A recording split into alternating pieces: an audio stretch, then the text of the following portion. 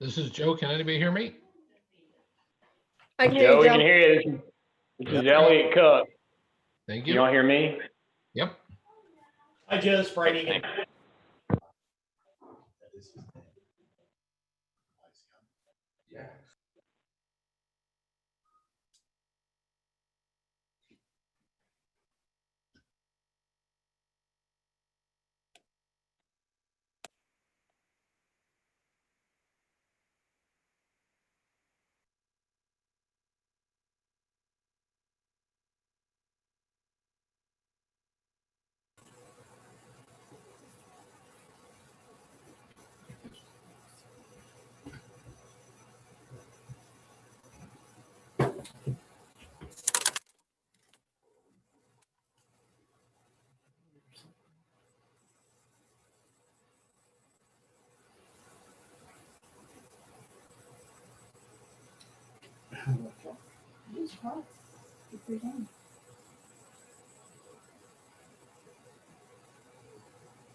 You're not talking and you're not have your speakers mute.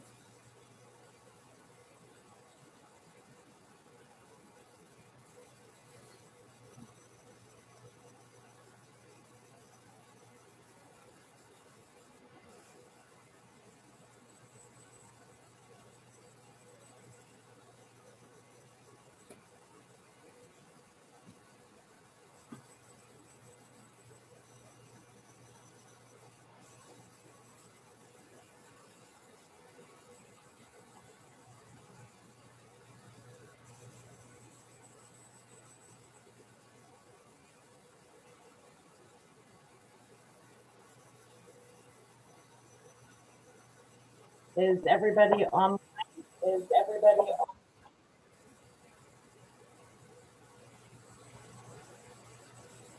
How do I see? Oh, here we go.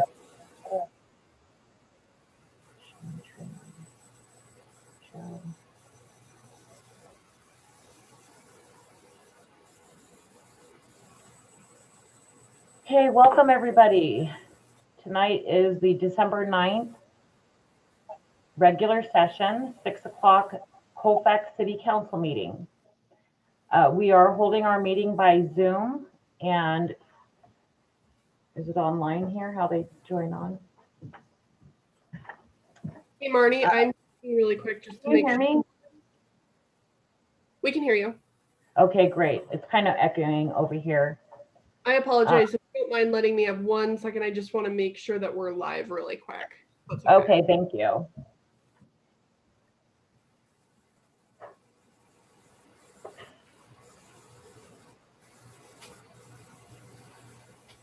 I'm not seeing us up just yet.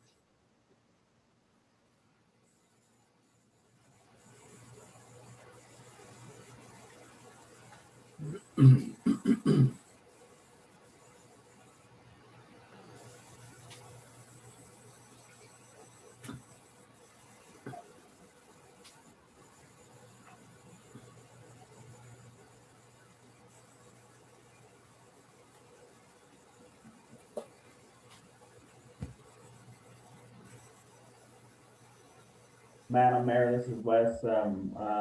Please bear with us for the technical difficulties. Shannon Stahl is stepping in to help navigate us through this waters of the Zoom world. So we'll try to get this thing started here soon so we get all the quirks worked out. Okay, great. Thank you. Wes, feel free to call me on my cell phone if you need me to help walk you guys through it.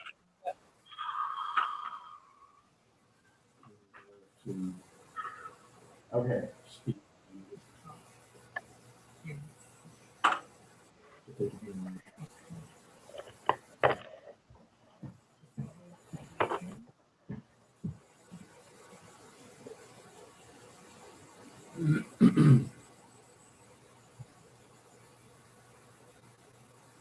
Last.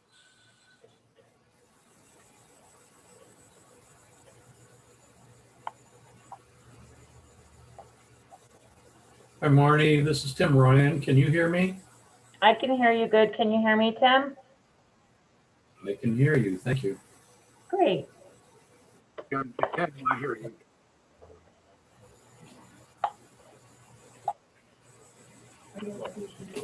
Okay. Okay, so I just got the word that we are live on Facebook streaming. So again, welcome everybody to the December 9th, 6 o'clock regular meeting of Colfax City Council. And we will go to, do we have any reports? Mick, do we have any reports from closed session? Thank you, Madam Mayor. There is no reportable action from closed session. Okay, great, thank you. And now we'll call the open session to order. And we'll start with the Pledge of Allegiance. Tim Ryan, would you like to lead us in the pledge? I pledge allegiance to the flag of the United States Of America, and to the republic for which and it to the stands, republic for which it stands, one nation, under God, under God, indivisible, indivisible, with liberty and justice for all. Thank you.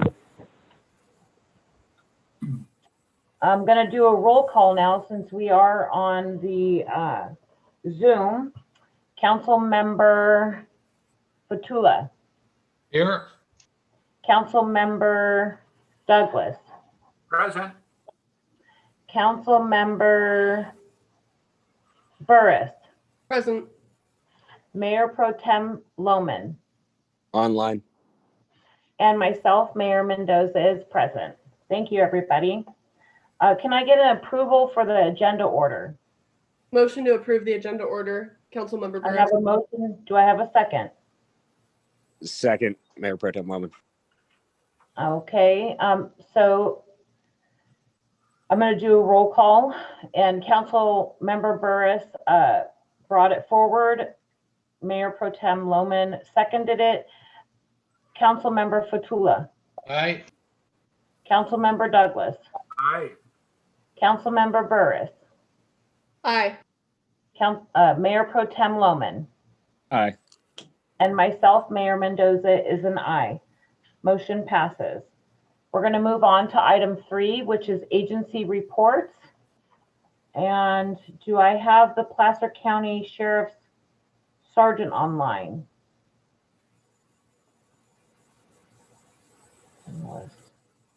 Madam Mayor, I don't think I don't- Todd want to join us.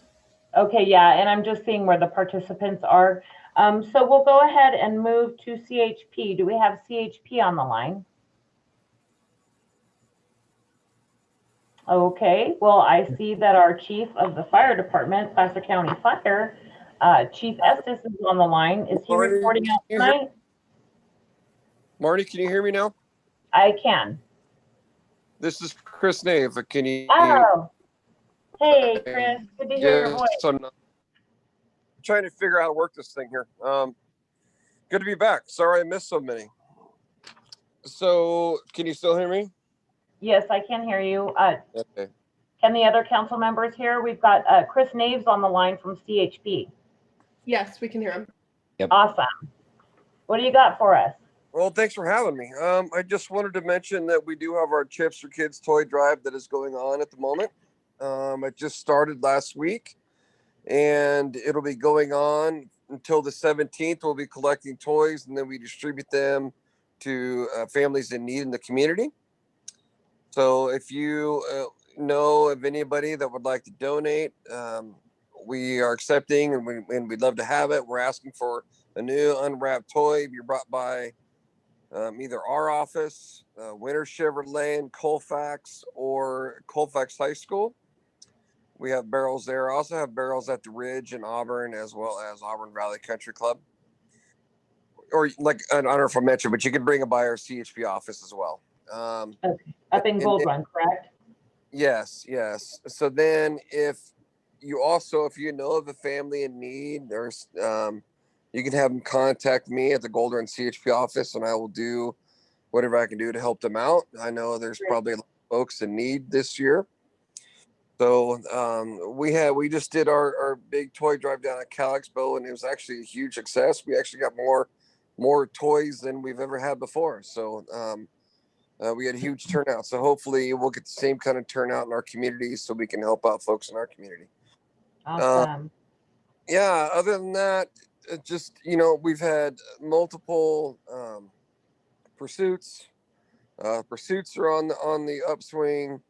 The DUIs seem to be on the uptick, and then, you know, the speeds, the escalating speeds, and the aggressive driving, that seems to be it's increasing quite a bit. You know, we've noticed a trend of, you know, this, you know, we're used to the speeds of 75, and some floating around there, but lately the speeds seem to be climbing up in the 90s, even into the hundreds.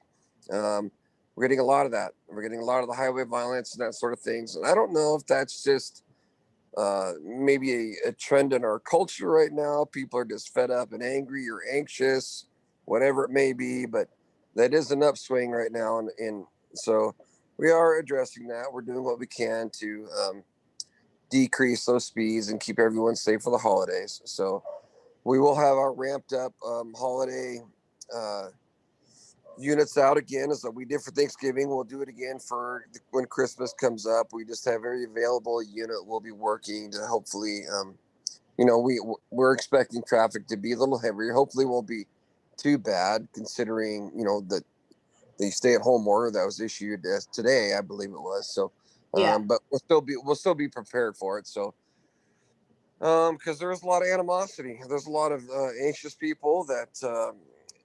You know, and I think that's what we're seeing with the driving patterns as well. So we are trying to address that.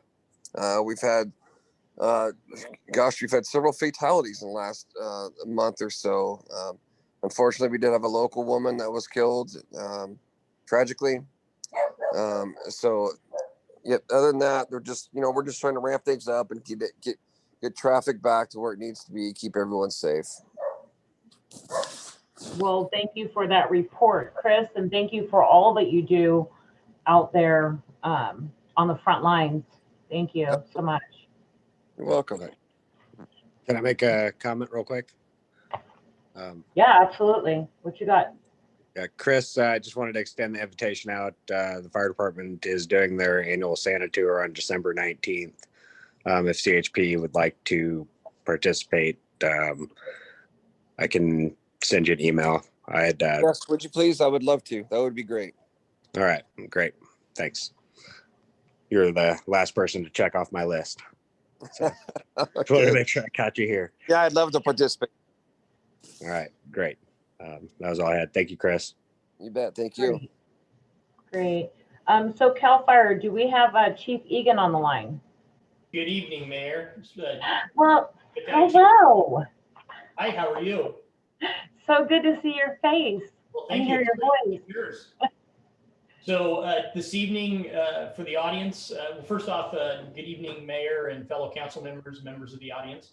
Tonight's for myself, I'm in Chief Estes' office down in headquarters.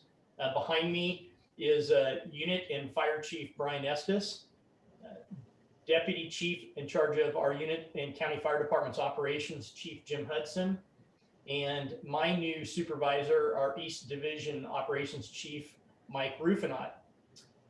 Wanted to sit in this evening's meeting as we begin to talk about some holistic movement with the fire department in a later staff report.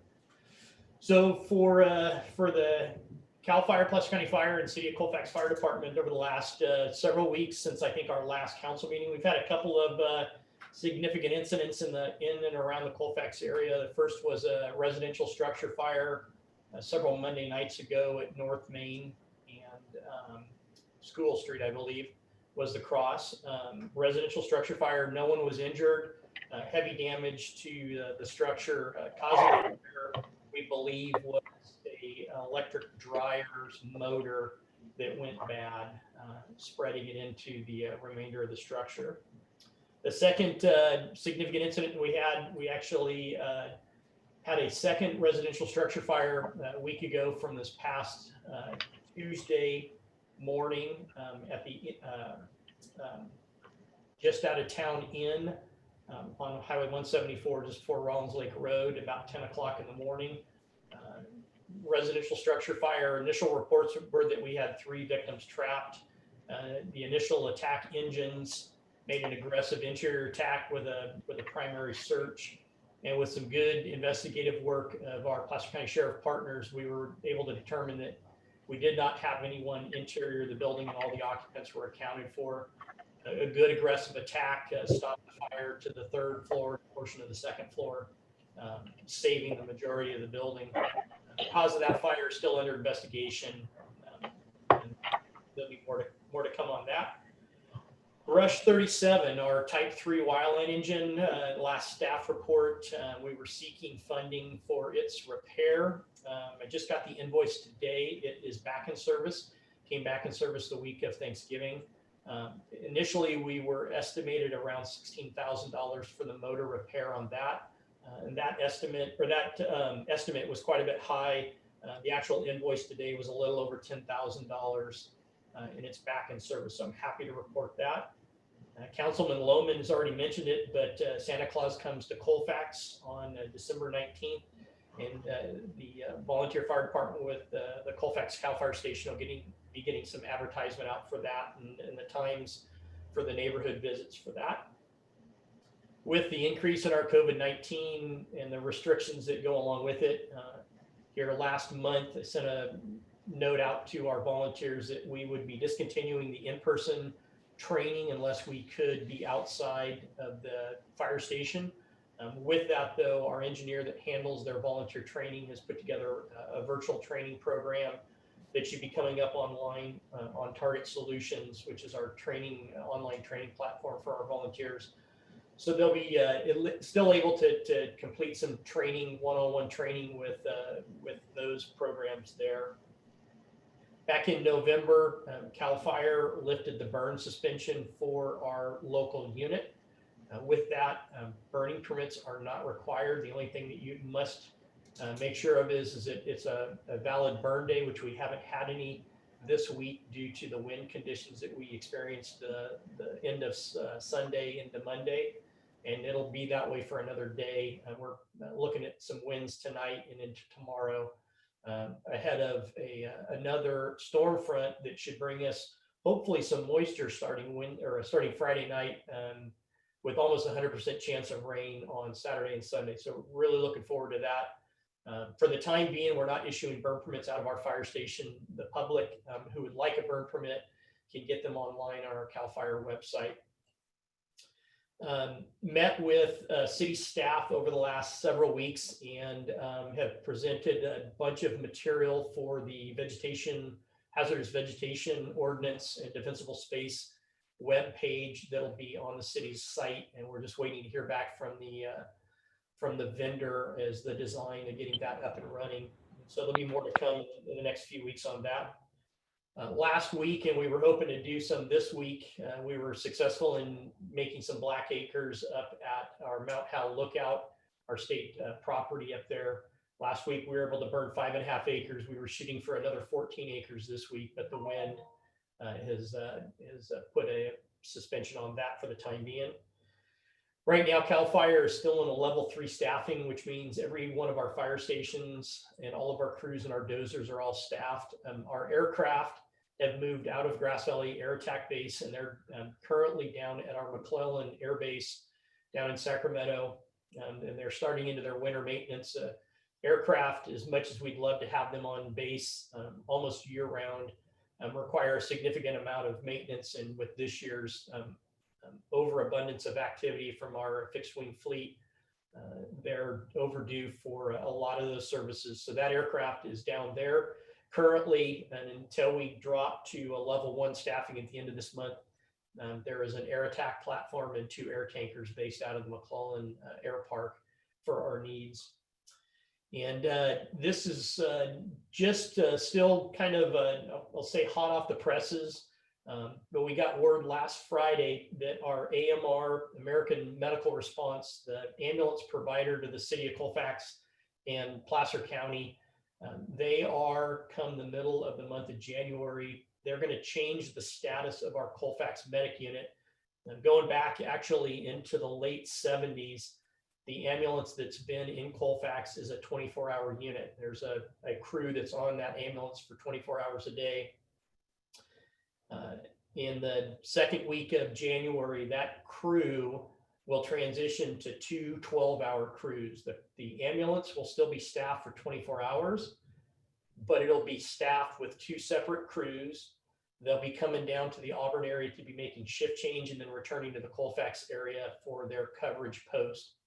The reason that AMR is doing this is the lease that they have on the home that is the ambulance station has been ended by the homeowner who is selling the property. And the first right of refusal was given to AMR, and AMR is not in the real estate business. And so they turned that down and chose to transition their ambulance to what we call in the emergency field a 12-hour car. So again, for 24 hours a day, it'll be staffed, but it'll be staffed by 2 separate crews over that 24-hour span of time, 7 days a week. I'm waiting to hear back from one of their regional supervisors to talk about how it's going to impact some of the other activities and what we're used to seeing out of our 24-hour car. So there'll be more to follow on that. So with that, any questions? So Brian, this is Joe. Yes. So does that mean that it'll be operational in Colfax 24 hours a day, 7 days a week? Well, yes and no. So that ambulance, the ambulance that we call 170, it's a radio number. That ambulance will be staffed 24 hours a day. As it's currently been configured over the last couple of years with what we call browning out of resources, AMR routinely pulls that ambulance down to somewhere in the Weimar to Applegate area for cover. And so what we found is about 50% of the time, our Colfax ambulance is somewhere between the Auburn, Weimar, Applegate area. And so I don't really see any specific change in what we're seeing in service from them, other than for sure twice a day, they're going to run to Auburn where their ambulance office is headquartered, and they're going to be making a shift change, and then they'll be returning back to the Colfax area, which will be their normal posting location. So there'll be more to follow on this as I think as they work through how this all is going to impact their normal ambulance service for the Auburn, or excuse me, for the Colfax area.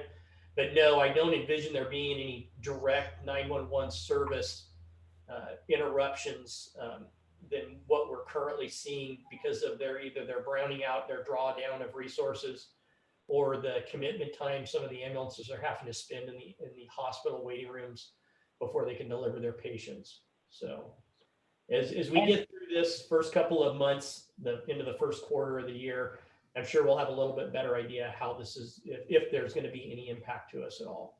Okay. Yeah, and I was actually going to say thank you for clarifying and going into detail on what's happening with the AMR, but I was actually on mute when Joe started talking. So I just wanted to say thank you for that clarification, Chief. Appreciate what you do, and everybody over there at Station 70. Thank you all for what you do being on the front lines. Absolutely. Any other questions? Does anybody else have any questions? All right. Well, there's no questions, and we'll talk later in the council session. Thank you. Thank you. Okay, so seeing that there was no questions for CAL FIRE's report, let's move on to the presentation. Hey, Marnie, it's Ty. Hey. Are you there? Yeah, we're here. Hello? Okay. Hi, Ty. Sorry, is it okay if I jump in real quick? Marnie's talking, but I think she's on mute. Yeah, I think you're good, but I think Marnie's muted. Okay. Sorry, getting late to the game. There's a late call I had to deal with. Sergeant Ted Connors, Colfax Station Commander. Again, nice to hear everyone's voice. I'm going to give you a quick update. I wanted to give a shout out to Chief Egan and his crew and the other Sean Lohman and Colfax Fire and all the other agencies on that house fire. They did a great job of containing it. it was kind of neat seeing the amount of fire engines that were there taking care of business. So kudos to you guys doing it. As far as today, just to kind of want to give a time for Officer Cornelis of California Highway Patrol. He was laid to rest today. He was at an Antelope Valley area, and he got struck by a vehicle on his motorcycle, and he passed away from his injuries, and they laid him to rest today. I did put it on our Colfax Facebook page and the Sheriff's main page. We did a ceremony, two-man flagpole ceremony for him in honor of Officer Cornelis. We did it last night, and we posted it today. So it came out really nice. If you want to see the video, it's a reading of the folds and what they stand for. So I appreciate our social media team for putting that together. As far as with the Sheriff's Office, it's been fairly busy, doing pretty good with staff staying healthy. We are going to, we have a mandate order that anyone going into our Sheriff's Office, substations, or anything has to wear a mask at all times. And again, but the Sheriff is still taking a stance on, once we go into another level with the county as far as enforcement, that he wants to stay in that education phase and not do any type of enforcement with it. But other than that, if you guys have any questions, here to talk. I am driving, so if I get distracted, I'm sorry. But I am hands-free, just like you know.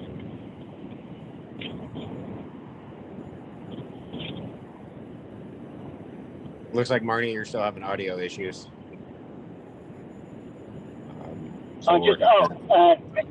Real quick, another update. I am going to be, this is my last week, I'm going to be off on, I'm taking 2 weeks off. I'm going to be a grandfather here, and my daughter's due date is on the 20th, so my wife and I and family are kind of being safe and kind of laying low for 2 weeks during this time. I will give Wes the information for the sergeant that's covering day shifts. He'd be the point of contact, and also Steve Parker. But anything significant, you always can reach out, but the day shift sergeant will be taking my place while I'm gone for this 2 weeks waiting for my grandson to arrive. So if I don't talk to anybody by then, I wish everyone a Merry Christmas and look forward to 2021 and get ready to 2021. Yeah, definitely. Well, congratulations, Ty. That's awesome. Glad to hear that. And enjoy your vacation. And while Marnie's getting her audio fixed, anybody else have any questions for Ty? Hey, Brian, this is sorry, not Brian, Sean. Sean, it's Tim Ryan with the Chamber of Colfax. Uh-huh. I just wanted to kind of give an update, if that's okay with the chamber. Yeah, we'll go ahead and move on. Ty, thank you very much. We appreciate it.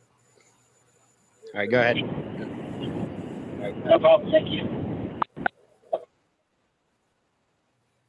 All right, go ahead, Tim. Sorry, Brian, I didn't mean to cut in on, sorry, Sean, I didn't mean to cut in on Ty there. But can I give a short update on the chamber? Yeah, please go ahead. Okay, so yeah, we're working with the county right now and doing a shop local program, and we are working with the businesses in town where we are doing a video and or a picture of the owners and their business, and also getting statements from the owners about how they are doing, what they do have to sell, and how it is helping the community, and to help support all the businesses and the all the people that work for these businesses. So it's going to be going on, excuse me, for a few weeks. We're trying to get everybody that we can. Amy Andrews is doing a great job scheduling people and getting everybody online. So we've been very active with that. Also trying to inform people, businesses, of the grants that have still been out there. and to help the businesses as much as we can. And unfortunately, the chamber office and the museum are still closed and will remain closed until further notice. And also too, just a shout out right now to Shanna Stahl and working with Wes to help put the Zoom report out here and get this thing online. It's always great when someone cannot participate in any kind of work that needs to be done. There is somebody on staff that jumps right in and helps out. So Shannon, great job. That's about all I've got, Sean. Great. Thank you, Tim. Marnie, did we get you back up?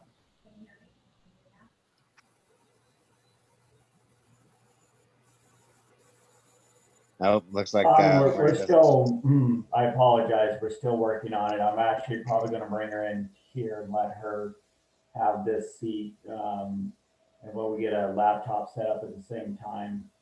Okay. So if you want to introduce the next item or mention the next item, I'll do the introductions. Okay. If Marnie's okay with that, can she give you a head shake or something? Yeah, she's giving me a thumbs up right now. All right, great. So if we don't have any other agency reports, then we'll move on to item 4, our presentation from Retail Strategies. Matt Tate, Wes, you want to go ahead and do the introduction? Great, thank you, Mayor Pro Tem Loman.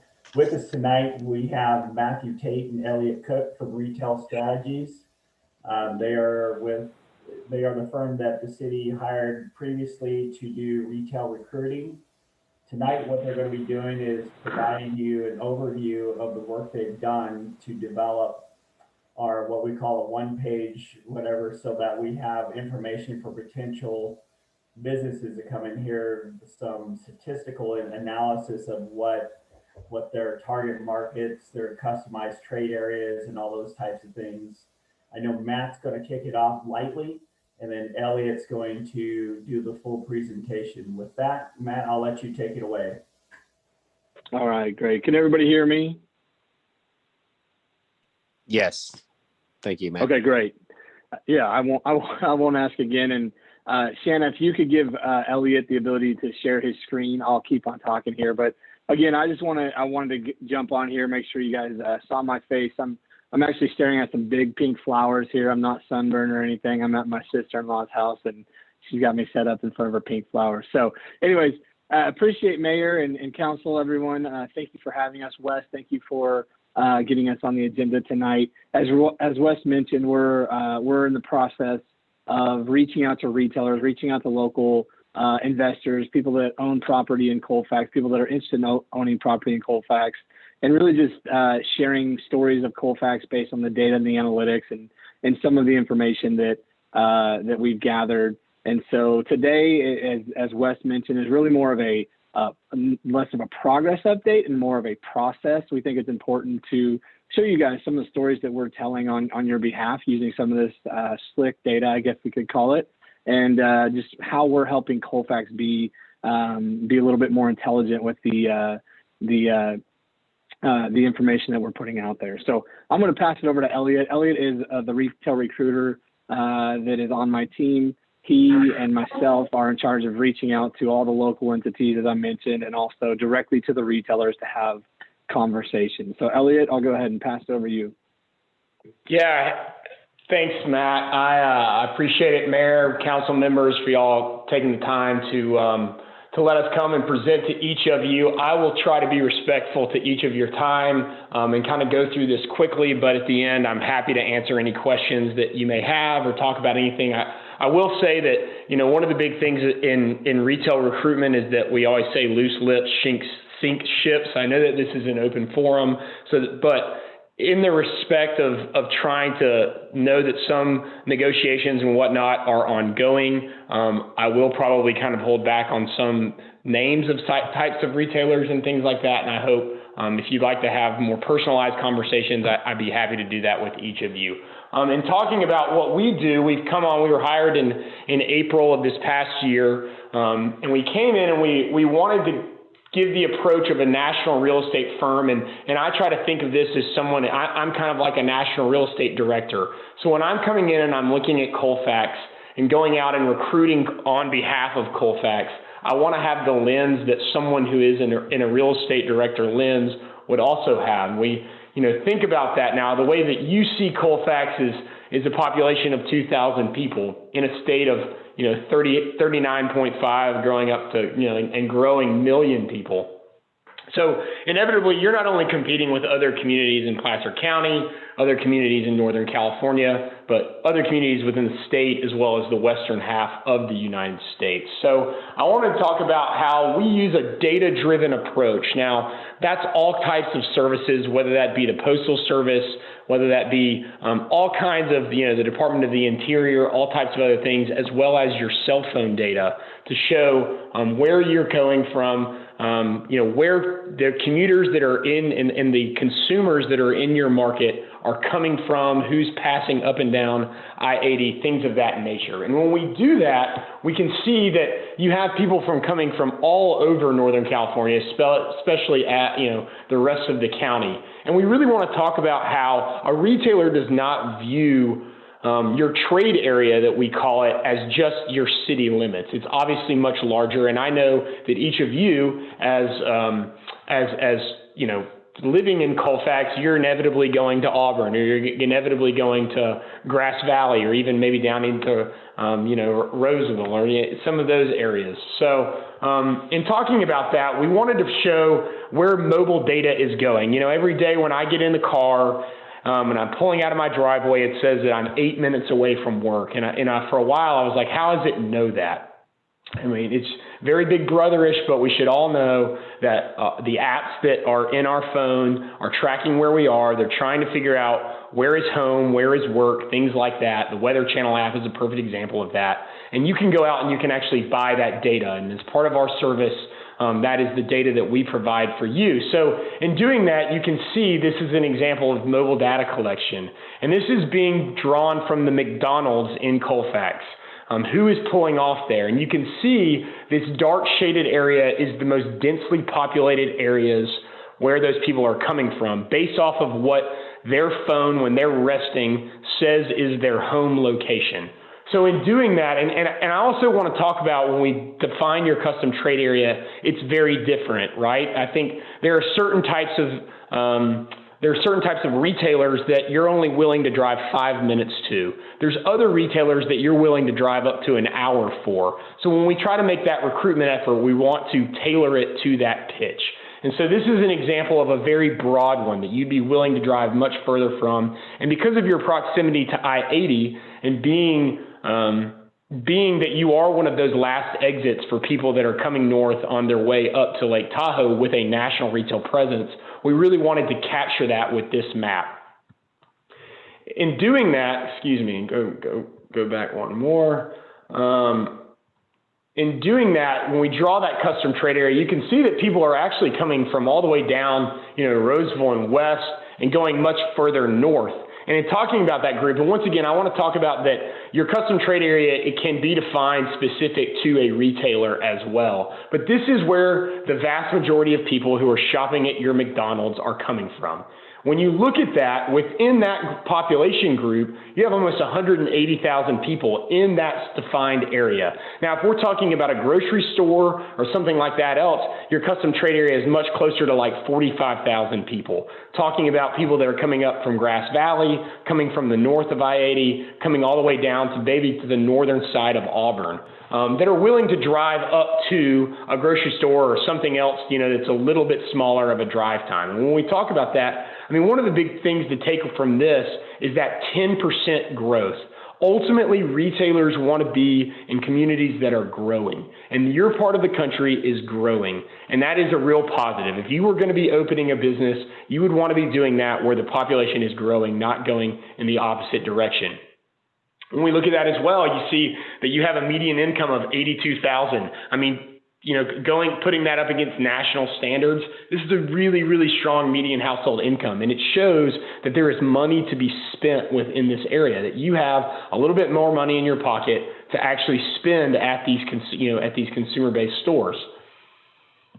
So in doing that, when we talk about your trade area and talk about who you are, we want to keep going and figure out more about the types of retail uses that would be a really good fit for your community.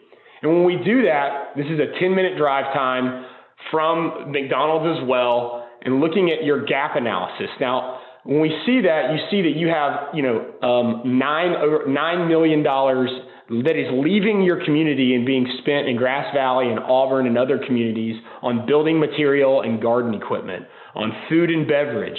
You have health and personal care at $7 million.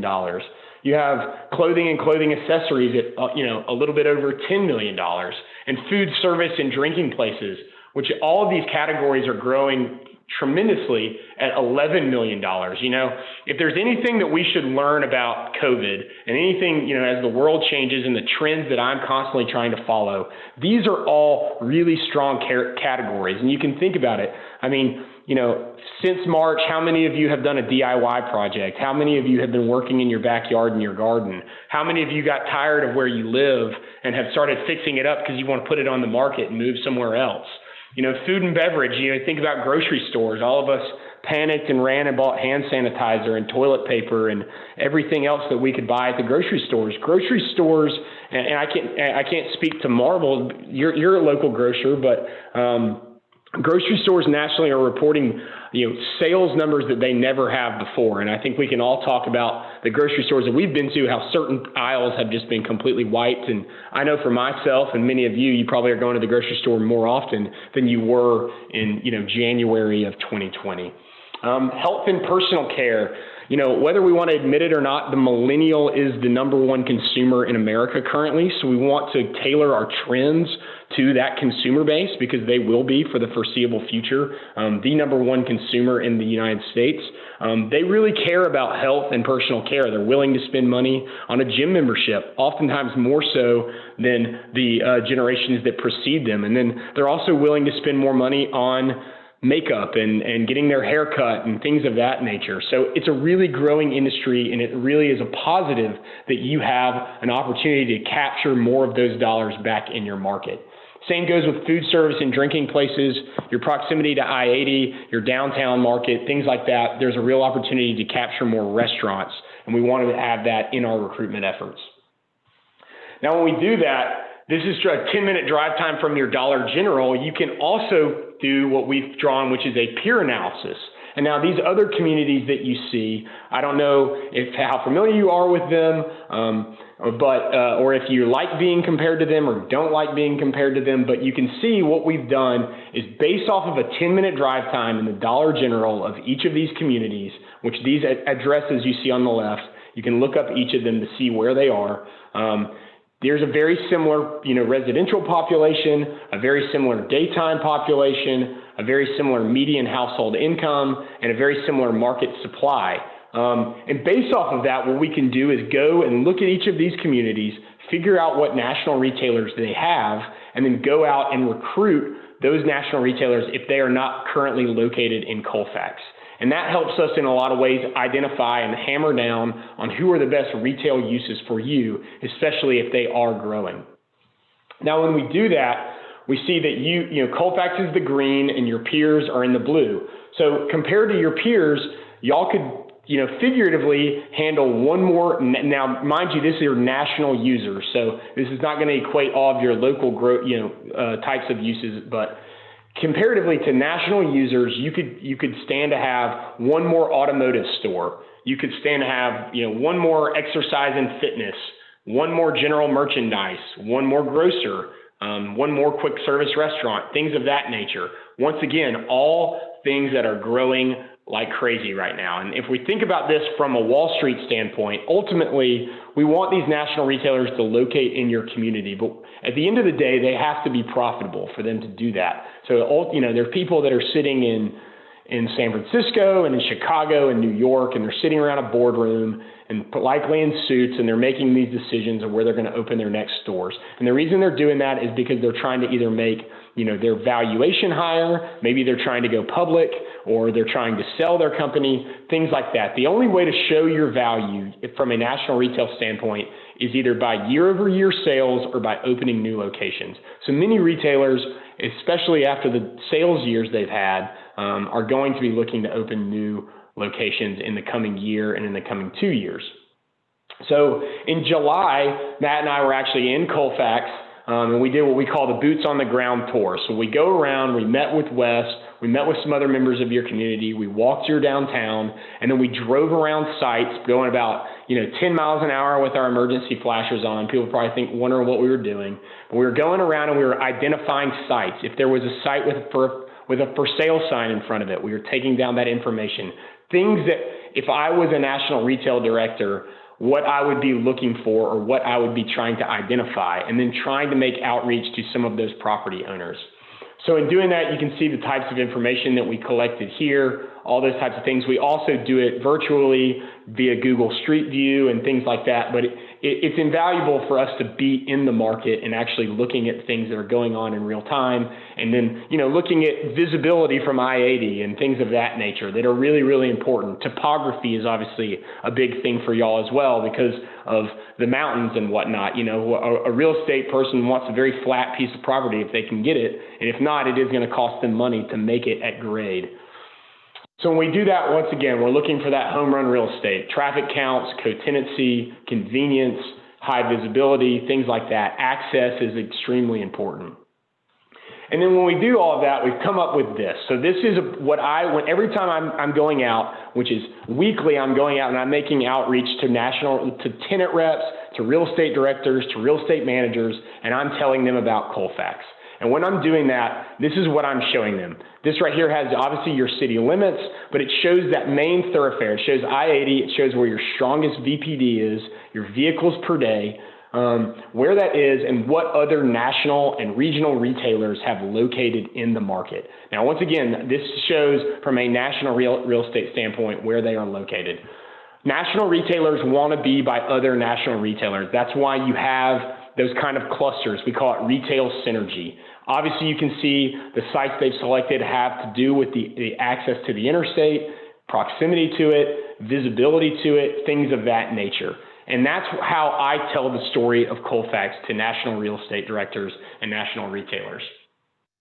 When we do that as well, these are some of the sites that we identified. And obviously, you can tell that we kind of go, obviously sites that are on South Auburn, obviously ones that are on Canyon Way, and it's kind of going in between the two. I know we go as far down as the former Dingus McGee's and going north. That's not to say those are your only real estate sites, but that is, from a national real estate standpoint, some of the focus categories for me when I'm having those conversations. And then we try to connect these types of groups. So when we do that, we think about those top categories for recruitment. Off of the data that we've shown you, the types of sites that you have, we want to put a big focus on restaurants, general merchandise, and then miscellaneous being that you have some other sites like hardware, fitness, or grocery, things like that. Obviously, being in California compared to other states, there are some challenges.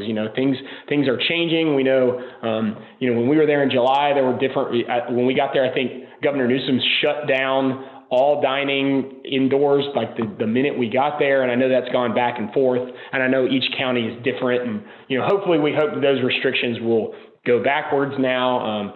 I know with the vaccine debuting yesterday, there is hope that maybe by the end of the second quarter of 2021 that we could have a much different situation than we do now. But for the time being, we want to be still making outreach. We want to be sitting on go. And I can tell you that retailers are doing one of two things right now. They're either just sitting on their hands and not doing anything, or they're being smart and they're collecting as many sites as they can and are just waiting for the moment to either buy up those properties or, start opening and going and getting engineers and general contractors and whatnot the minute that things start clearing up, so that within 90 days of that decision, they can be open and operating and making money. So when we do that, once again, a big piece of what I do, you know, it's like you have a site on Canyon Way that I talk to people all the time. So it's listed by a gentleman in Sacramento named Bill Ayers. I talk to him very regularly. Anytime that a retailer shows any interest in Colfax, I send it his way. Maidu Village, obviously, on Auburn, is another really, really great development site and has a lot of different potential for multiple different types of retail uses. So I want to be sending retailers towards these groups and towards these brokers and fostering that relationship. And much of what year one is for us is fostering those relationships, you know, building trust with your local brokers, because obviously they're all driven on commissions. So, you know, they think, well, you know, what's in it for you, and you know, understanding that relationship that we have and the partnership that we have with you as a community to generate sales tax revenue and bring those new retail uses to Colfax. One of the things I really want to hammer home and really want to try to, you know, promote and educate everyone on is the timeline that it takes for a retail deal to happen. So ultimately, this all starts in Wall Street, all starts in those boardrooms like we talked about. Investors sit around, or the Wall Street, you know, people sit around and they say, okay, to, you know, prop up our valuation or to show, you know, raise our stock price, we're going to open 40 new stores in 2021.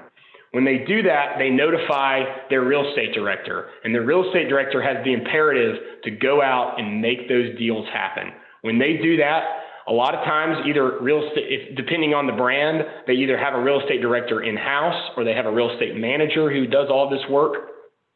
If it's more of a regional use, a lot of times they have a tenant rep who they'll hire. And these are all handshake agreements, by the way. They are not contractually bound. They could go fire that person tomorrow and hire someone else. And they have to go out and say, okay, we've got to make this happen. Send us sites that are based on a very defined site criteria, and let's make this happen. When they do that, like I just said, they identify markets, they identify sites. The tenant rep will then go present the site to the real estate director. A pro forma is made. Obviously, it's going to cost money to enter into a lease agreement or to buy a piece of property. How do we start generating revenue off of this in a you know, quick fashion? Is this going to be financially viable for us?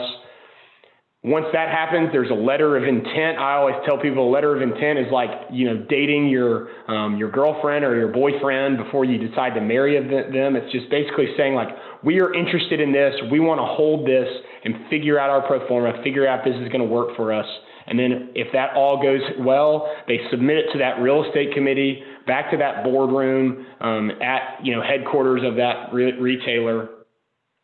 A lease is signed or a piece of property is purchased, a developer is hired, and then, you know, hopefully you have an opening.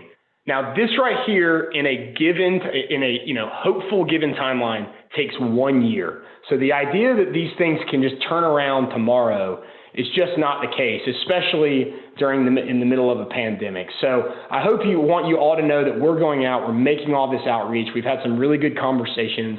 We've really built some relationships and whatnot within the community and within the region. And we're going out and we're having those conversations. We hope that year one is that we're having those, you know, generating a lot of interest in Colfax, generating the opportunities that are there. And then in going into year two, going into 2021 is when we'll really see a lot of the fruits of that labor. And you'll see much more of this, much more of these, you know, we're kind of halfway there.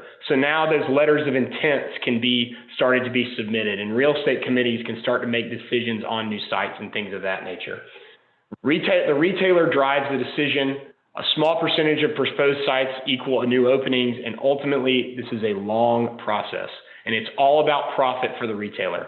We love your community. You know, a lot of retailers or a lot of communities go around and they talk about their new ball fields or their new splash pads, the great parades and things that you have. Those are all of vital importance. But ultimately, to get a retailer to locate in your community, it's going to be because it proves to them off the data we provided that they're going to be able to turn a profit quickly.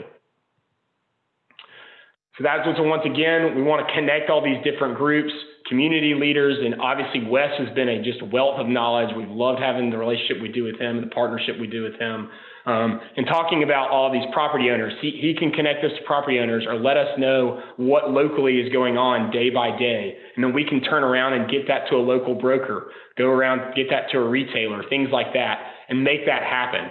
So as you can see, we are kind of that research concierge. We're making outreach on your behalf. We're trying to build a strategy, talking about different opportunities and things like that. So I will open it up to any questions. I'm sure there may be some. I apologize for rushing through that. But if there's anything that I can do to answer any questions or any feedback that I can provide, I'd be happy to do it.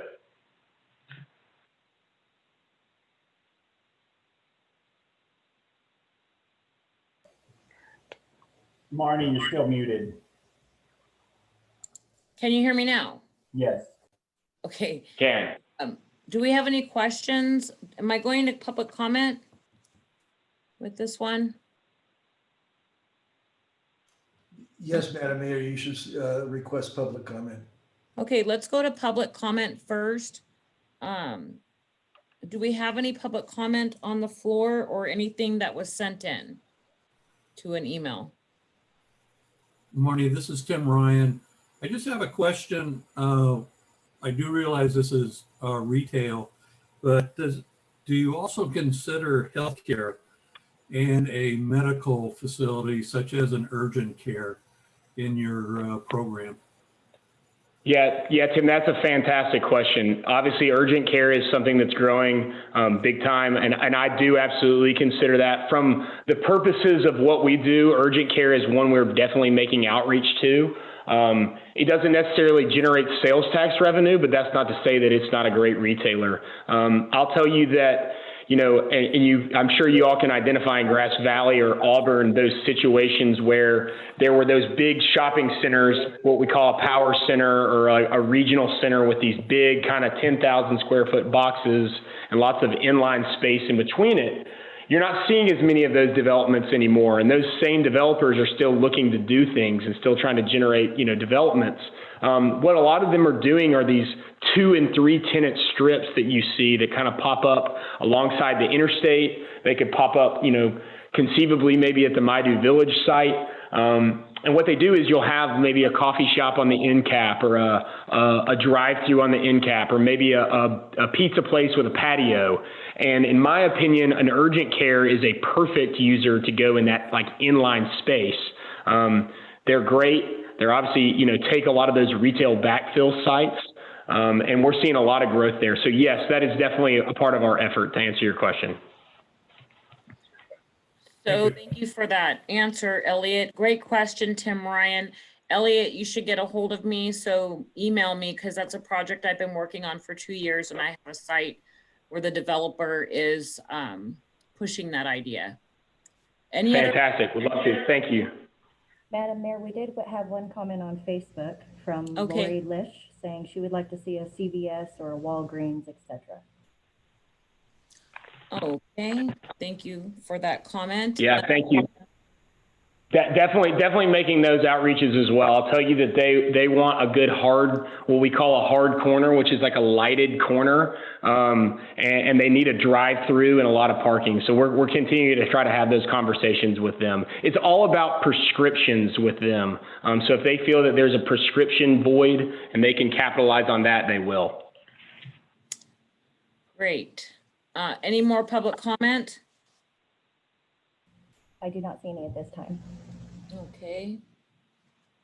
Councilmember Burris, are you watching the Facebook or are we doing that from City Hall?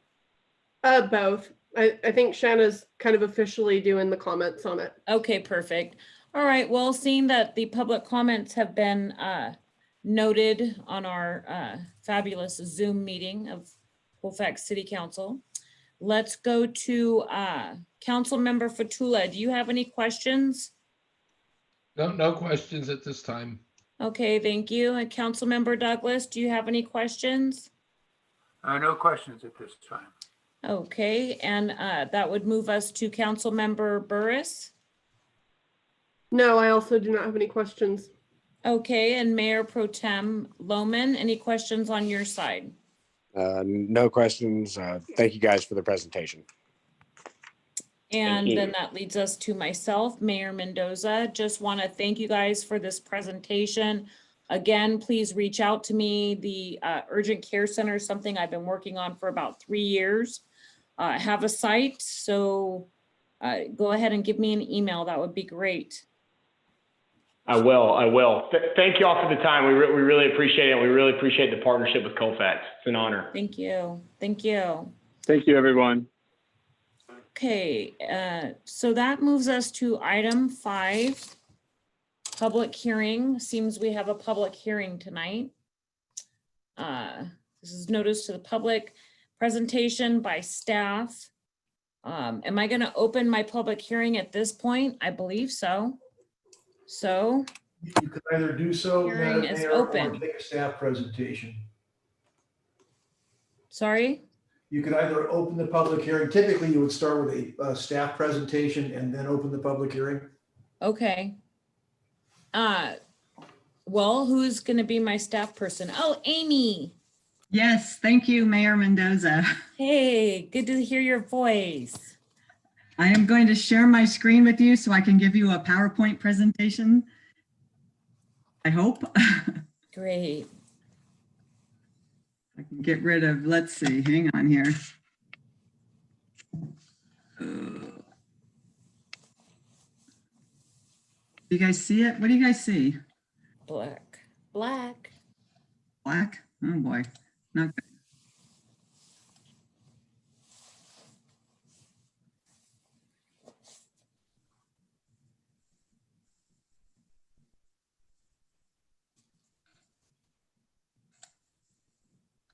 Still black?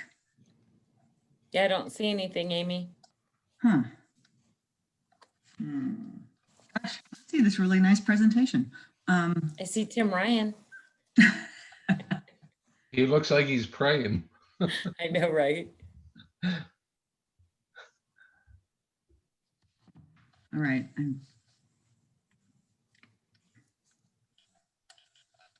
Amy, can you email the presentation to me real quick, and I'll try to share from my side? Sure. It says it's, I'm on share, but okay, let me try that.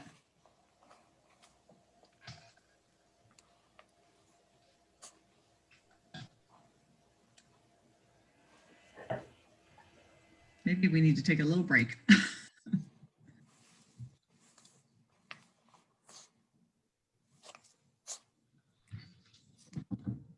Yeah, we should take a 2-minute break, Marnie.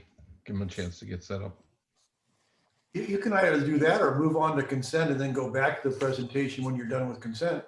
Yeah, can we do that? You certainly can. Something that's not breaking the code. No. Yeah. Okay. Okay, so let's go to the consent calendar. I'll Matters. move to approve the consent calendar. Okay, thank you, Councilmember Burris, for that motion. Do I? I'd like to pull one item from the consent calendar. Okay. Item 6G. Was that 6 alpha? 6G is in George. Okay. Oh, G.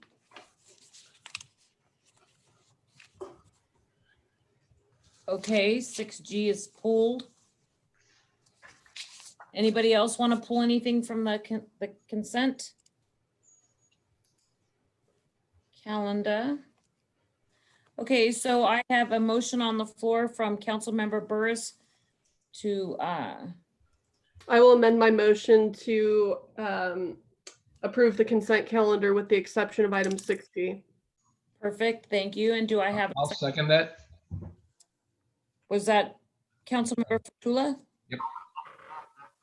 Okay, I have a first and a second. I'll do a roll call. Councilmember Fatula, Aye.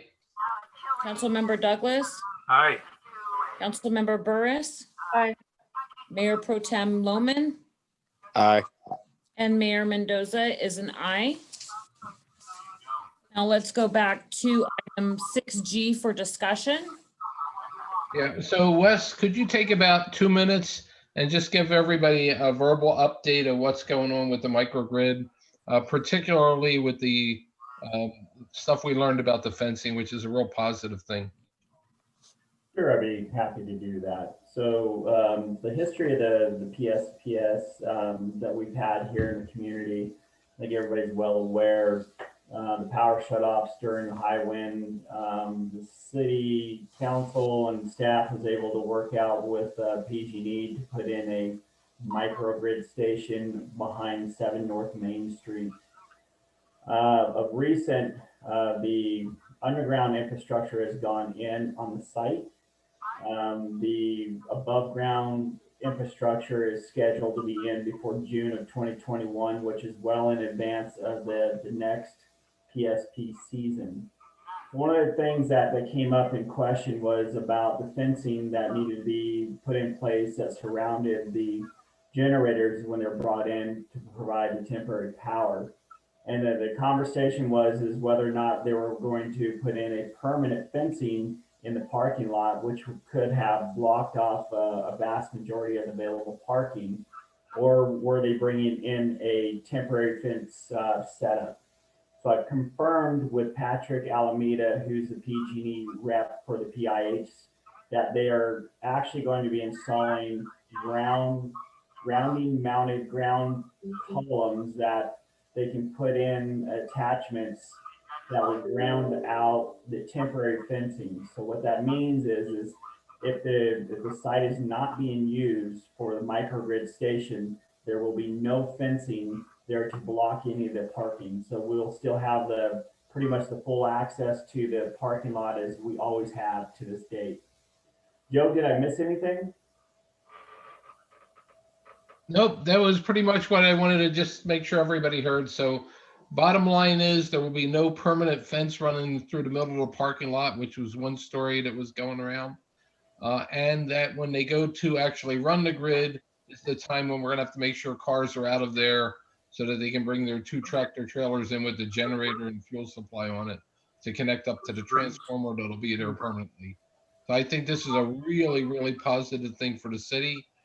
Initially, it's only going to power up a portion of the city, and then as they upgrade their infrastructure, it could expand out to cover a major part of the whole city. Support the good intentions of our dedicated city council. So with that, I'll make a motion to approve item 6G as in George. Great. So I have a motion to approve 6G. Do I have a second? I'll second. Okay, Mayor Pro Tem great. Thank you. Mayor Pro Tem Lohman. And then I'll go to the floor for a roll call. Councilmember Fatula. Aye. Councilmember Douglas. Aye. Councilmember Burris. Aye. Mayor Pro Tem Lohman. Aye. And Mayor Mendoza, myself, is an aye. Item 6G passes. So let's go back now to the public hearing. And how are we doing with those slides, Wes? I think we're almost ready. Let me try to do the screen share from my location. Give me just 1 second.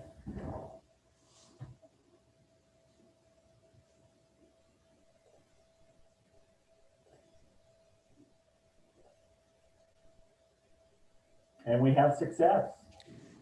Awesome. Wes, you are so valuable to this community. I just hope everybody knows how hard you work. And thank you also, Shanna, for stepping in short notice tonight. So, Amy, your question has arrived.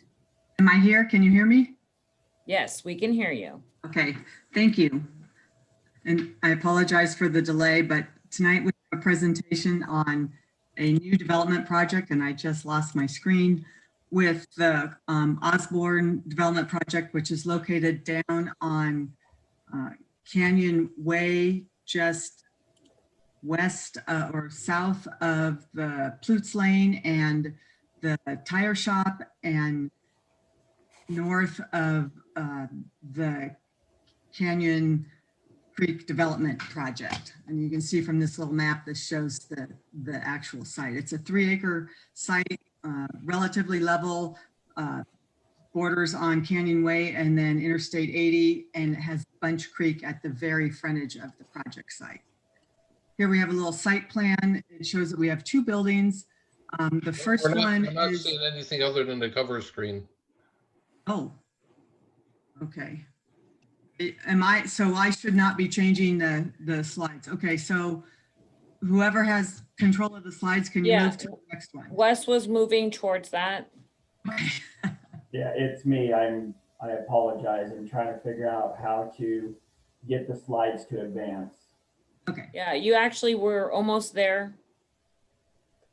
I don't know what you were doing, but you were almost there.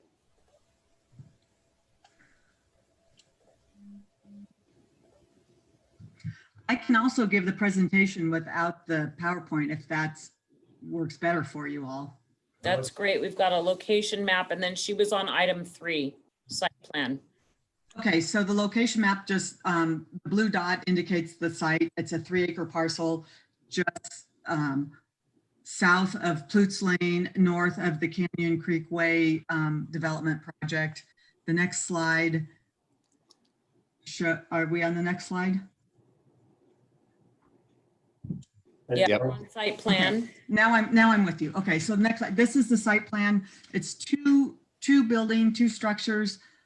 One is a 6,000 square foot office and warehouse space with which will be in the main office for the owner slash operator of the site. The second building, which is on the northern part of the site, will be a indoor storage for RVs and boats. We've got 10 spaces. That's about 7,500 square feet. They're both 24 feet high, relatively benign architecture. We'll get to that next. But overall, the site plan, we have the circulation issues, plenty of parking on site. They do have to cross Bunch Creek, which they have proposed to do a bridge crossing with the appropriate approvals from the agencies that regulate the water movements of the US. Next slide. This shows you the elevation. This is the main building. This is the office and warehouse facility. As you can see, it's a very nice, you know, I call it kind of a rural contemporary architecture. It's a metal building with a metal roof. They've got some details in the wainscot of some nice ledge stone. And it's, you know, it's a pretty nice building. It's going to blend in well to that site. Next slide. This shows the other building. It's the RV and boat storage, internal storage. It's 10 spaces, 7,500 square feet. These are 12-foot doors, again, 24 feet in height. Matches the other building, except for there's no room really to put the stone wainscot, so they let that go. Next slide.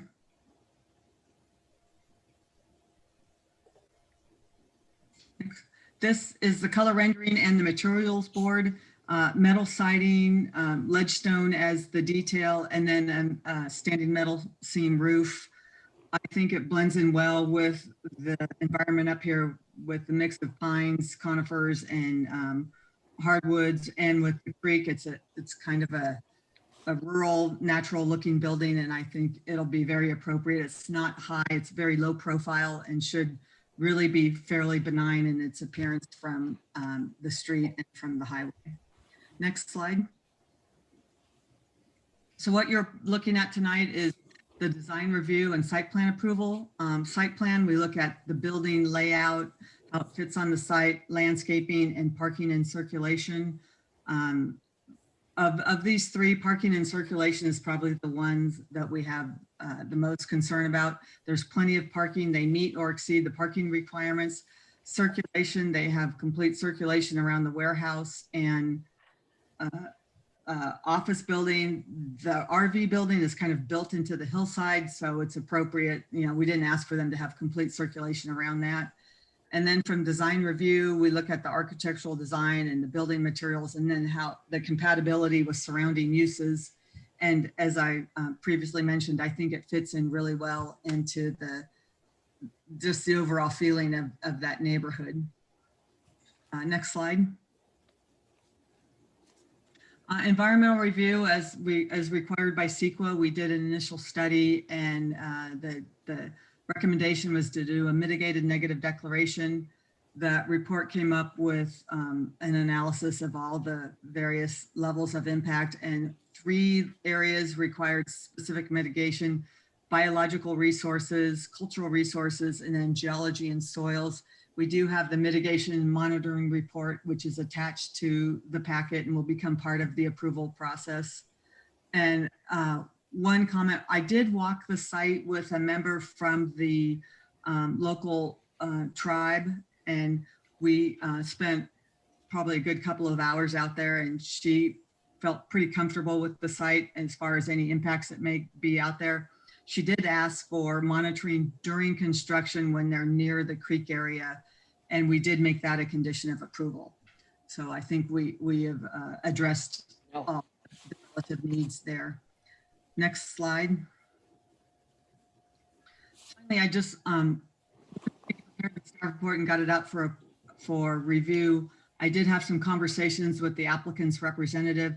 He did ask to make a couple of clarifications on some of the conditions, and I think they are appropriate. So conditions 3, 4, 8, and 12, we have some wording, really doesn't change the intent. It just kind of clarifies maybe the timing or gets more specific about exactly what the intent of the condition is. I'm comfortable with the wording, and we kind of went back and forth about how to structure some of it, but these are some recommendations that I would like to see, and I think the applicant agrees with them in the final approval of the conditions of approval. So with that, staff is recommending approval of this project. We do have the resolution attached. It's appropriate to open the public hearing, of which you already have done, Mayor Mendoza, and accept any public testimony, and then adopt the attached resolution. I do know the applicant and his representative are here tonight if you have any questions of them. Otherwise, this concludes staff's presentation. Great. Thanks, Amy. Yeah, so at this time, I'm going to open up public comment. Do we have any public comments on record? Any email, anything that's streaming live on Facebook or via phone?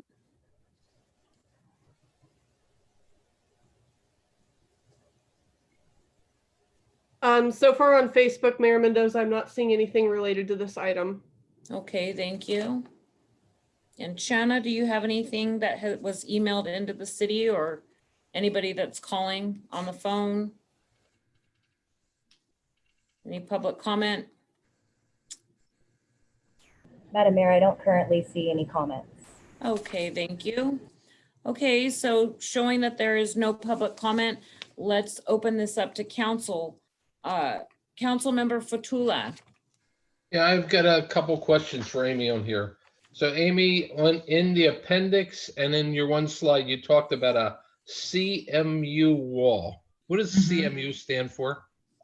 Concrete masonry unit. That's basically the big old brick walls. And in conversations with the developer, he said, well, do I have to do a CMU wall? And I said, no, you don't have to do a CMU wall. That's just kind of the language that we use. So that's why we changed it to just a solid wall. Yeah, I found nowheres in the package that it defined what that was. So in the future, sorry, that was my arrogance of using the vernacular. Yep. And then there's another section in there on, it's on page 35, item 12, on the flammable and combustible liquids. So if you're storing RVs on the site, virtually every one of them will come with either 2 tanks of propane or a built-in 20 to 50 gallon tank of propane. So we should have an exclusion in there for RVs in terms of that is a tank of propane. The other question then becomes, does the tank have to be vented before storage, or can it be stored with propane in the tank? Oh, that's a good question. And the reason that's important, and because I've had this from direct experience, if you take a propane tank and fully top it off where the gas, the liquid gas in the tank is cold, and then you go to somewheres where it's warm, but you haven't used any gas, the tanks all have a vent that will open up to relieve the excess pressure, which then means propane is in, if it's an enclosed building, it's in the enclosed building. So a lot of places that I've been where you can park an RV indoors specify that the tank must show it's no more than 75% full. And almost all RVs that have internal built-in tanks have a read that you can just look at it and say, yep, it's below 75%. So I think that's one item that needs to be clarified with the fire guys as to what's appropriate for storing a tank, because venting out 10 to 50 gallons of propane into the air just to be able to park the vehicle in there probably is not a good environmental thing to do versus just dropping the tank down to about 75%. Right, right. Okay, I think that's a great comment, Councilmember Fatula, and I will make sure it gets incorporated into conditions of approval for fire to review as we go through the process of building this, and we'll put it in the conditions of approval. Yeah, and then one other question on this is because the building looks like it's 40 foot in length for RV storage. Like the number is, I think they're 50 feet deep. okay, 50 feet deep. So you can put some pretty big RVs in there. And if I look at some of the RVs that we've seen drive through downtown Colfax, the ones that are bus style that have a double rear axle, is the turning radius in there big enough that they can get into the stall? Well, when you look at the site plan, they did show the turning movements, and I'm not sure they're planning on opening these up for just, you know, any size RV, but they did design this to serve the majority of RVs, and, you know, maybe the mega diesel pushers won't be able to be stored, but Right. So what I'd like to get onto this, just as a note that says, based on their turning radius, no vehicles bigger than the turning radius can be permitted. Oh, okay. Yeah, that's fair. That's a good call. Because then it's real simple. So if it only takes 35-foot vehicles, you can't put a 40-foot vehicle in there. Right. Okay. And then one other comment on here is in the non-RV building, the other building that's got warehouses and shop space. Could somebody have like a welder's torch or you know, like a plumber's torch in there, because that would be a flammable gas? Well, this is a highway commercial zoned property, and so they are limited to the types of uses they can have without coming back and asking for a use permit or some special exceptions. So right, but it says warehouse / shop space. Right. So, just but in the all within the allowed zoning. Yeah, what I would do is also ask the fire marshal or whoever is in charge of that. Like, you could have the 1 pound propane torch, which is really nothing, or like there's limits on like the small torches that I don't think we want to get into being involved with controlling, as opposed to, you know, they put in a, you know, 50-gallon tank of propane or something like that, right? So I would just say, if you got a note from the fire marshal or whoever that says, for the approvals required for any flammable gas greater than X pounds or something. Right. It gets the nuisance stuff out of the way. And then there was one other piece on this that said there'll be nothing stored outdoors. Yes, that was really that should apply more to the RV storage part. The warehouse office is kind of a different animal, but that's, I think we clarified that to say nothing stored outside on site. And I think we don't want to have them to use this as an outdoor storage site. Yep. The only reason I'm bringing that up is behind the warehouse shop building is an area listed as paved equipment yard, which sounds like we are planning to store stuff outdoors. And I have no problem in the back because you can't see that from the road. Right. I think that should say, with the exception of the paved equipment yard. Okay. All right. That's fair. And I read this whole package. So other than that, it looks pretty good. Okay. Thank you. Good comment, Councilmember Fatula. Councilmember Douglas, do you have any questions? Not at this time, thank you. Councilmember Burris? I think Joe hit pretty well on my concerns, so I've got nothing more. Mayor Pro Tem Lohman? I think Joe covered it. I've got no additional questions. Thank you.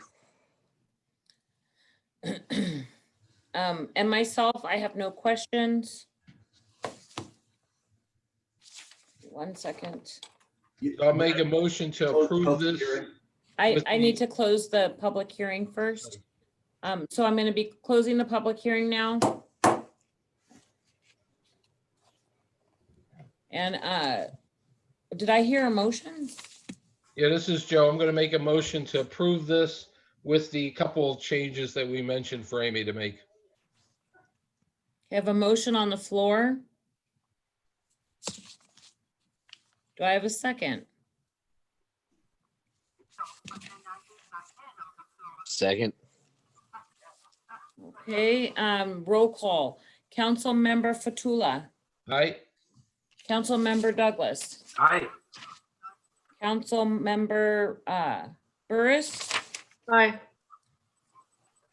Mayor Pro Tem Loman. Aye.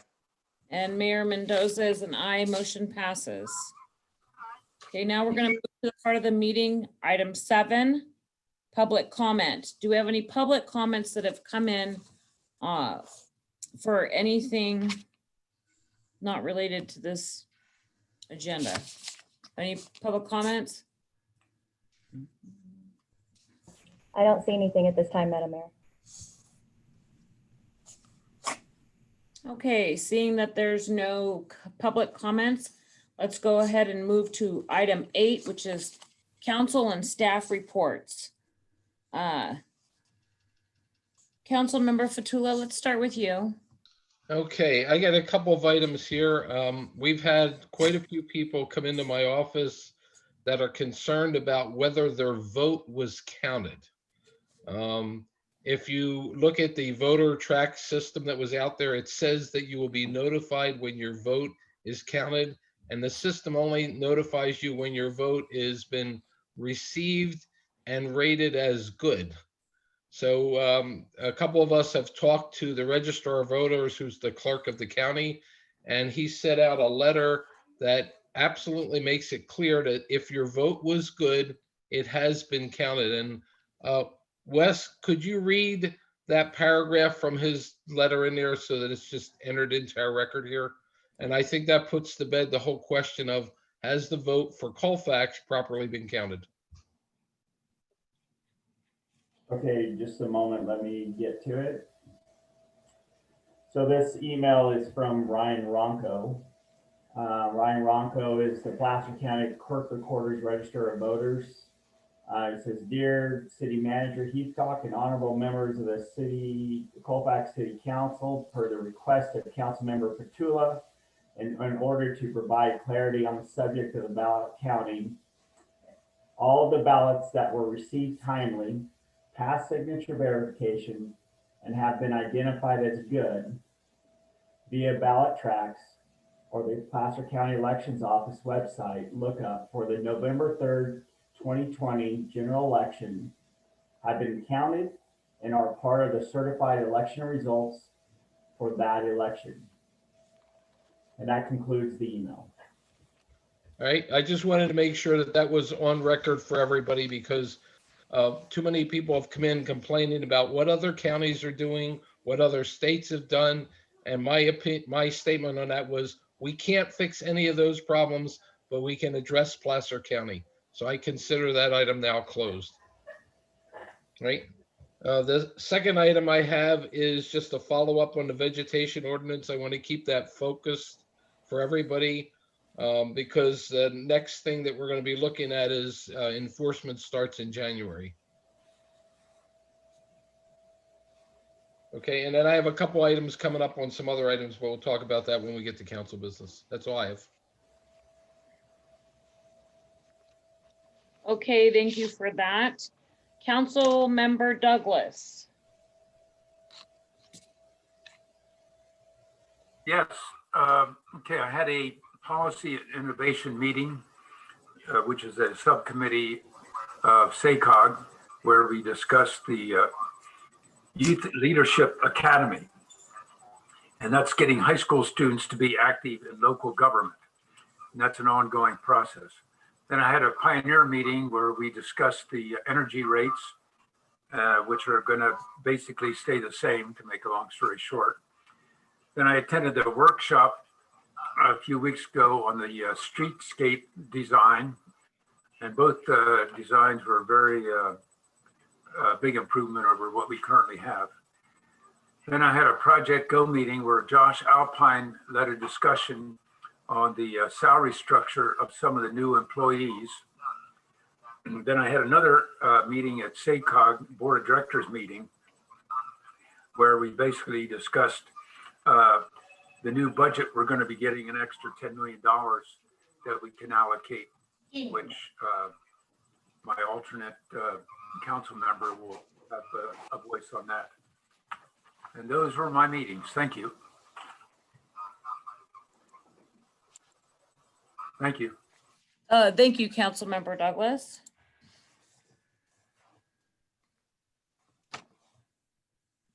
Where am I at? Councilmember Burris. Yes, so I had a, well, between our last meeting and now, so I had a meeting with Air Quality Board. We had our last one for the year. We decided we were going to go ahead and not do the December meeting because we didn't have enough items to agendize. Had a PCTPA meeting, our last one for the year, a couple days ago. The main thing to report out of that was that we received a couple of major grant awards. So I apologize, I don't have the acronyms directly in front of me, but one of the grants was for $67 million to fund the I-80 auxiliary lanes for eastbound. That's $9.5 million for that. The Dry Creek Gateway East was $6.4 million. South Placer Transit Project, $6 million. A ramp meter at Auburn Boulevard for $500,000. Auburn Boulevard completion, $2.9 million. Watt Avenue completion, $8.1 million. Watt I-80 light rail station, $7.8 million. Blue Line modernization was $25.8 million.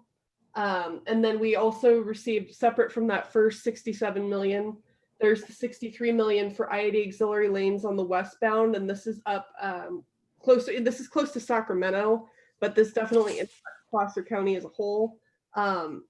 There was another award for the I-5 corridor improvement for $2 million, and Elkhorn Boulevard extension for $5 million. So this was a really big deal to see this grant money coming into our region, and it definitely helps free up other funds for other projects that are really important to us. And the thing to remember with the way that some of these grants works is when the whole county succeeds, we succeed too. And so one of the things we're really fortunate about here in Placer County is we have a really unique dynamic in the way we talk about funding and the way that our cities work together, and the way PCTPA tries to negotiate the way that we share our funding as a whole to make sure that our smaller cities are taken care of and our unincorporated areas are taken care of. And so this is good news for Colfax by extension. The other big hot ticket item that has come up recently is, as many of you know, we're considered part of the Sacramento region for the governor's new shutdown plan. And as part of that, we have now gone past the limitations. So we're down below the 15% ICU capacity. So as of Thursday night, he's enacting these further lockdowns. And so in anticipation of that, I've had a few local businesses who have approached me basically asking for help because they don't know what else to do. And frankly, I don't know what else to do. And, if you guys read it all into what these 3-week shutdowns entail, some of the businesses that are required to close operations are, it's very interesting. One of them is landscaping, for example, or another is vehicle repairs or laundromats. And so some of these businesses have come to me asking if there's any way that they can receive some kind of sticker from the city that, represents that they are essential and that our town would not be capable of, continuing to operate properly without their services. And it's just something I wanted to bring up to council, and we can discuss further, maybe in the good of the order or agendize for another conversation during the appropriate time so we can get public input. But this is definitely something that I think needs to be addressed swiftly. because it's not just these businesses that suffer, it's our constituents that suffer, especially when we're talking about things like, wildland safety and needing to make sure that, we are continuing, especially with our new fire safety ordinance going into effect in January. I mean, how unreasonable is it to say, okay, well, no landscaping companies can operate for the next 3 weeks, but our ordinance goes into place in January? I mean, that's really, that makes no sense to me, and definitely is something that as a council, I think we have a responsibility to address. So those are kind of my main points. My other kind of follow up is for the future. On December 17th, I'll be attending our Pioneer Community Energy meeting, as well as our SACOG meeting as the board alternates for those. And then I was specifically asked by the executive director for SACOG to step in on that board for the following year, just because that's a board I've kept a lot of more close contact with, and I've worked with the executive director before on a couple of things. So that's all I got. Thank you, Councilmember Burris. Mayor Pro Tem Lohman. Not too much on the committee front, but I have had the fortunate opportunity to be able to participate in the Placer County Shop Local program. Placer County and the Board of Supervisors decided to put this on, and they're getting out information about local businesses. The Chamber of Commerce in Colfax has also done the local program. They've been doing a great job. I just got to participate in one of their spots today with the fire department. Thank you, Tim and Amy and everybody else for doing that for our businesses. I know they can use all the help they can get. Just want to say again, for anybody who's joining us now, Santa Tour, the fire department and the city will be putting on the Santa Tour, just like we have the last few years. It'll be Saturday, December 19th, and we'll be starting around Hillcrest at 5 p.m. and making our way through town. And just to touch on what Trinity mentioned, I agree that it may be time for the council to give the businesses, our local businesses, a little bit more reassurance of our position, education, and where we go from here with all these new shutdown orders that have come out from the governor. But that's all I had. Thank you. Okay, thank you. And for my last report, which I will be handing the baton over to whoever will be our next leader as mayor.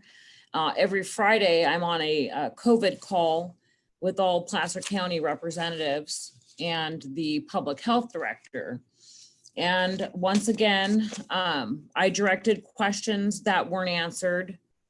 And it's very upsetting because I really don't understand how we as a rural area fall into the Sacramento region, which gets totals from other hospitals. But what I did was I went back into the field of my work. And so I'm now in the front lines of COVID. So I'm watching the numbers in the county in real time, not secondhand knowledge. And so there is an influx in the COVID positives. I don't know if that warrants a shutdown of our businesses, but what I want to remind everybody to do is just be considerate of your neighbor and wear your mask. Because one thing we don't know about the COVID is you don't know how it's going to hit the individual. This is a very cunning, baffling virus, and we don't know how it's going to affect each individual. So I just encourage you to, do your part. Everybody knows, like, I fought against the shutdown with some of our other members of down below in Placer County. It doesn't make a difference because we are being shut down again, and we're being counted in a region that just, frankly, I stand up for the rural areas, and I just don't know why rural area has to be, sectioned off or who has that authority to, how did they come up with that figure to tie us in to Sacramento's population? So with that being said, all I have to report is I'm going to be handing over the baton. I fought very hard for everybody during this 2020. It's been a very exhausting year for all of us. But I can't even tell you how many calls, Zoom calls I've been on to protect our local businesses, to feed money into the city. I will still do those things, but I'm going to be passing the baton to whoever the next mayor is. And I need a vacation. So anyway, oh, you know what else? I want to use my time for reporting to thank Councilmember Douglas for his 8 years of service. I don't know if anybody knows like what he does, but that man does so many meetings. He advocates for our city and Project Go down in Sagog. And so I just want to tell Councilmember Douglas, thank you from the bottom of my heart. And that's all that I really have to report. So yeah, what do you have, Wes? Take it over. Thank you, Madam Mayor. And a couple items. First item I covered earlier, which was the microgrid station and the status of it. The second item, one that was lightly touched on, was the streetscape concept. We hosted a workshop recently on that, and we got some good feedback. It wasn't very well attended. So now staff is going to the point of going to each business in the downtown area independently. We are seeking feedback. I need to get feedback to the consultant by this Friday. The concepts 1 and 2 are available on this city website. And if any member of the public has any comments related to the concepts and what they'd like to see or not see, they can email it to city.clerk@colfax-ca.gov. Again, if you got any comments you want to get incorporated into this process, please get those in by Friday. That's all I had, Madam Mayor. Thank you. Thank you for that. Let me see where we're at. I had to turn off the overhead, so I got to bring in the light a different way. City manager. Okay, so now we're at council business. Item 9A, amendment number 1 to the amended and restate joint powers agreement for Pioneer Community Energy, expanding Pioneer Energy Joint Power Authority membership, and staff presentation is by Wes. And if you can read off the recommendation at the end of your presentation, Wes, please, because I can't see that small. Certainly, Madam Mayor. Actually tonight, Don Eckert, who's the executive director of Pioneer, which is presented to council previously, is going to carry us through this item. He has a presentation for council. And then at the end of it, the recommendation is going to be to authorize the resolution approval for the First Amendment to the Joint Powers Agreement for Pioneer Community Energy Expansion. So with that, I'm going to turn it over to Don. I mean, you want us to go through the slides for you too, Don, or you got something there? Sure, that would be great. Good. Thank you, Wes, for the introduction, and good evening, council members, and happy holidays, and thanks for having us on the agenda. So are you going to pull up the presentation? Oh, perfect. Okay.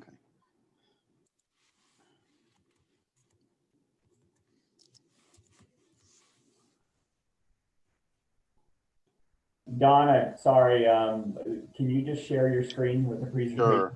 That would be helpful. Thank you. Yeah.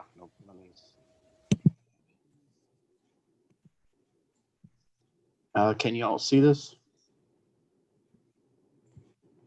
Yes, we can see it. Thank you. Okay, I'll be brief on this, but we do have a important ask tonight regarding Pioneer Community Energy. And as Wes mentioned, we were here back in October and we were briefing you on the possibility of expansion, but we had not completed the impact assessment study that would say whether it's financially feasible or not. We do, part of this presentation, we'll go over those numbers and we'll look for your support on this. So just to review, where are we expanding to? So everything in blue would be considered PG&E territory, and that would be up for expansion of Pioneer. We also hired an outside consultant called Pacific Energy Advisors to conduct the impact assessment study. We asked for permission from El Dorado County and City of Placerville for the data from PG&E. And then that data was sent to the consultant and they ran the numbers. And I won't go through all the assumptions, but just to know that this was done by an outside consultant with many years of experience in this activity. So just to give you an idea of the significance of this expansion for Pioneer, we're going from our current setup of about 93,000 customer accounts to just a shade over 160,000 accounts and about 1.1 million megawatt hours up to a little over 1.8. So a significant expansion. And one takeaway I would get from this slide would be, we talked about back in October, many of the risks that this business faces, and our number one priority is to keep the rates stable and competitive. Having more accounts allows us to spread that risk over a larger area, more accounts, and to keep our rates stable. And this slide here, really not much significance in that. It just wanted to point out that our rate class composition stays relatively the same. And so here's the base case, and what I would going to expansion, assuming that we would have that happen in January 22. We looked at this from a fiscal year perspective for 23, 24, and 25. And in the current case, you can see that without expansion, Pioneer is still moving forward, contributing to reserves. We're still a strong utility. It's not like we have to expand, but to the right, when you look at expansion, you can see the increase in the bottom line. And again, when I look at this, my first takeaway from this increased bottom line to reserves is it gives us that extra cushion to be able to handle price shocks in power supply or volatility in power charge and difference adjustment, and allows us to keep the rates stable, keep them the same, especially in 2020 and 2021. We want to keep the rates the same. We don't want to have those conversations. And this expansion does support us moving forward. But we also applied some stress tests, and we'll go over those in a moment. And when I talk about reserves, again, this is just about not just being able to absorb price shocks, but also to deliver on value plays beyond rate competitiveness. So deliver on ESPS mitigation, deliver on looking at local power supply projects and biomass, and delivering on economic development rates to incentivize businesses into Placer County. So it goes beyond just the rates competitiveness. And that's, to me, the real value of Pioneer with this expansion. So let's look at a couple stress tests. So we applied, this stress test was, we looked at what if the messaging just goes horribly wrong with El Dorado, and we have a 25% opt-out rate. Our current is about 11%. You can see to the right, the current case, again, nothing would change there because we're assuming in our current territory, the opt-out would stay the same. But if we went to expansion and we have a high opt-out, well, yeah, you have less revenues, but you also have less power supply, less other operating expenses to support those less meters. And instead of having 8 million additional into reserves, it's about 6.8. So still a very strong business case to move forward. Another stress test would be, what if power supply costs increased by 20%? This would be what I would consider a major price shock to us. Well, if you look at the current case, even if you go with expansion, the price shock for power supply would also impact our Pioneer currently. And so we're not 100% hedged as I stand today. And if we were looking at a 20% price shock, you can see that we're dipping into reserves, or we're having conversations about rates if that were to happen. With expansion, sure, the numbers don't look great, but we're treading water. We're not dipping into reserves. We're not talking about rates. So I feel in the stress test number 2, it still makes sense to expand. And then in stress test number 3, we're very competitive right now. In fact, we're one of the most competitive CCAs in California compared to the PG&E rates. And if we were to see a situation where PG&E were to lower their rates, I have to stay competitive to them. Or if we were to see the power charge and difference adjustment, for instance, move up, which definitely could happen, and that directly impacts our rate competitiveness. You can see in the current case, again, I'm dipping into reserves, or I'm having a conversation about rates. With expansion, and this is really, for me, one of the biggest selling points for this, I'm not having a conversation about rates. We can weather this storm and move forward. So that is the financing part of this expansion. We looked at it from the base case. It makes sense. We stress tested it with high opt-outs, power supply, as well as lowering our current already very competitive rates. And we weathered the storm in all 3 of those stress tests to say, yeah, it financially makes sense to move forward with the expansion. Looking at the governance, last time we spoke to you, we weren't sure. We had a good idea where we were going to land, but we weren't completely certain. We do have guidance now on this. So we would have a 9-member board, 1 member from the city of Placerville, and 1 member from El Dorado County. And just as a reminder, we have currently a 7-member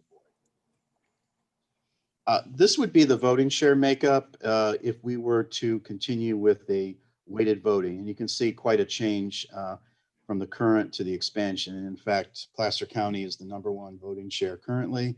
El Dorado would be the #1 moving forward. And that happens because of less gas infrastructure there in El Dorado County, so more dependence on electricity. So these numbers, when you think about that, shouldn't surprise you.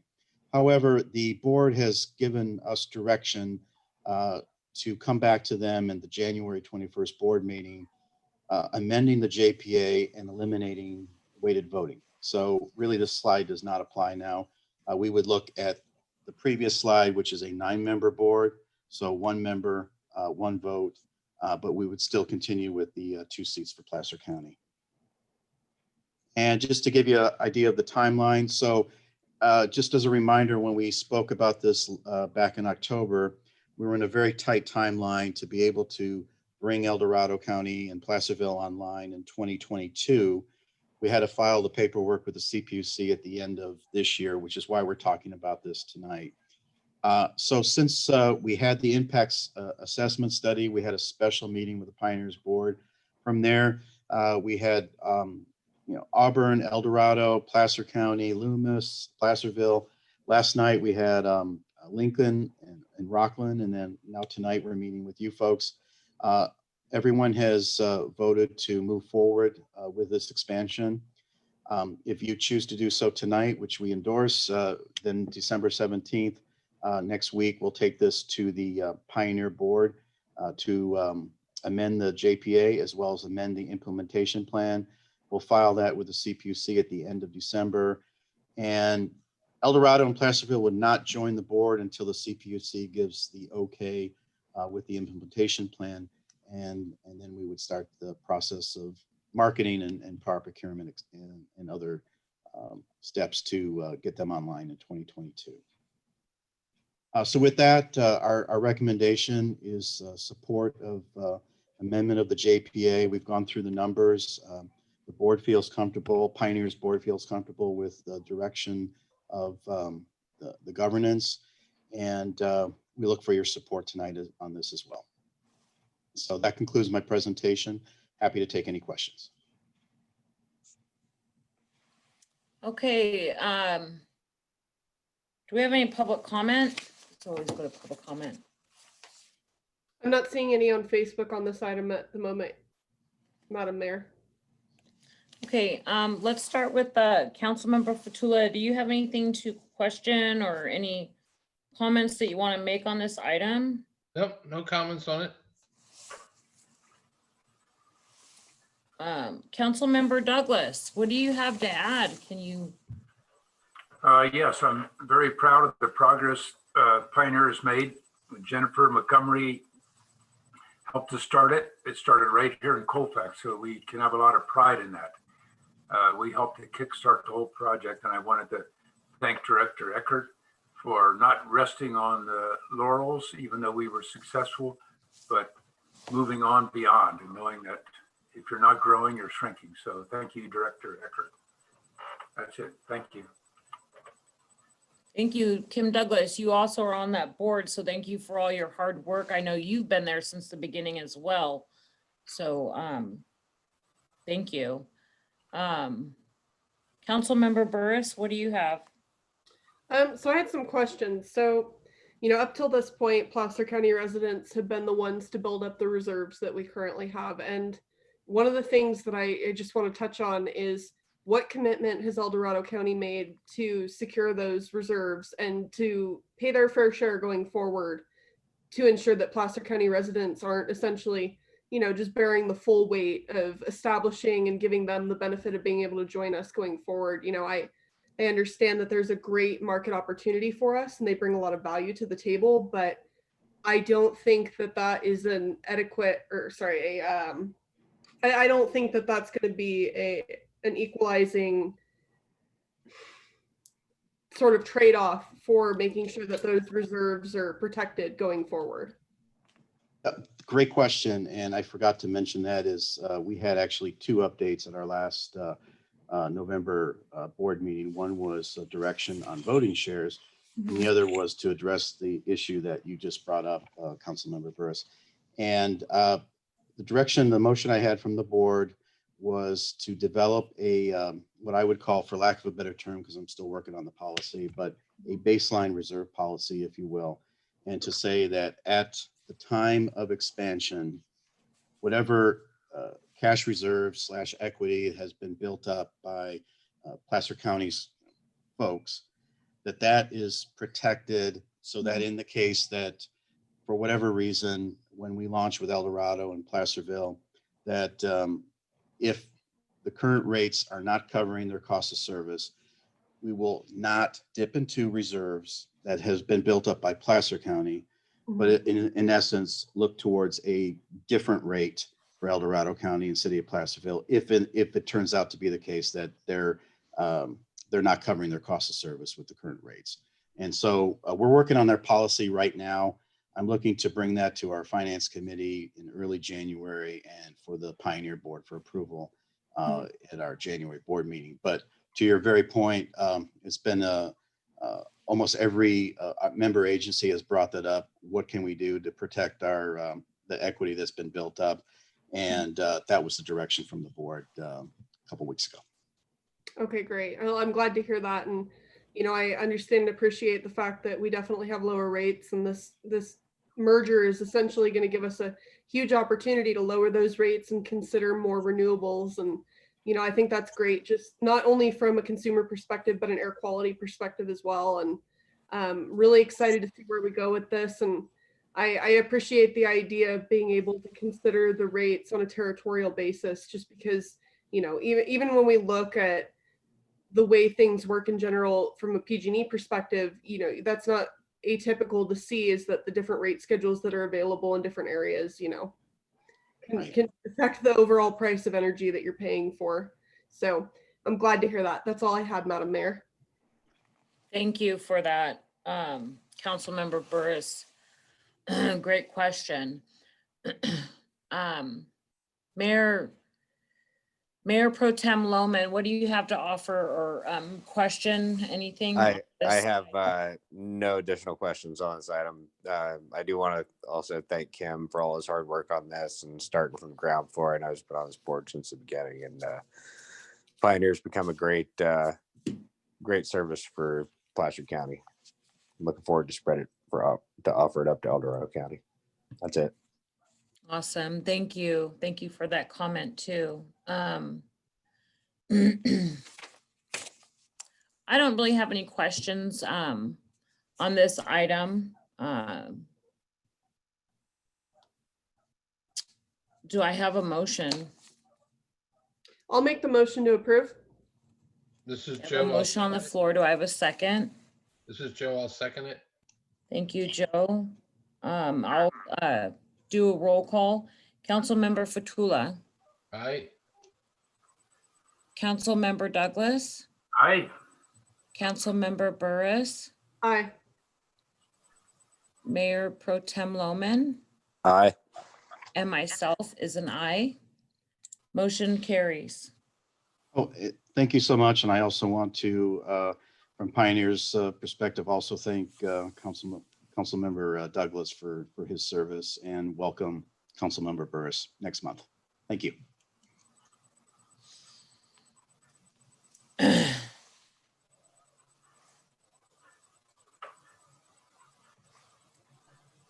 Okay, we are going to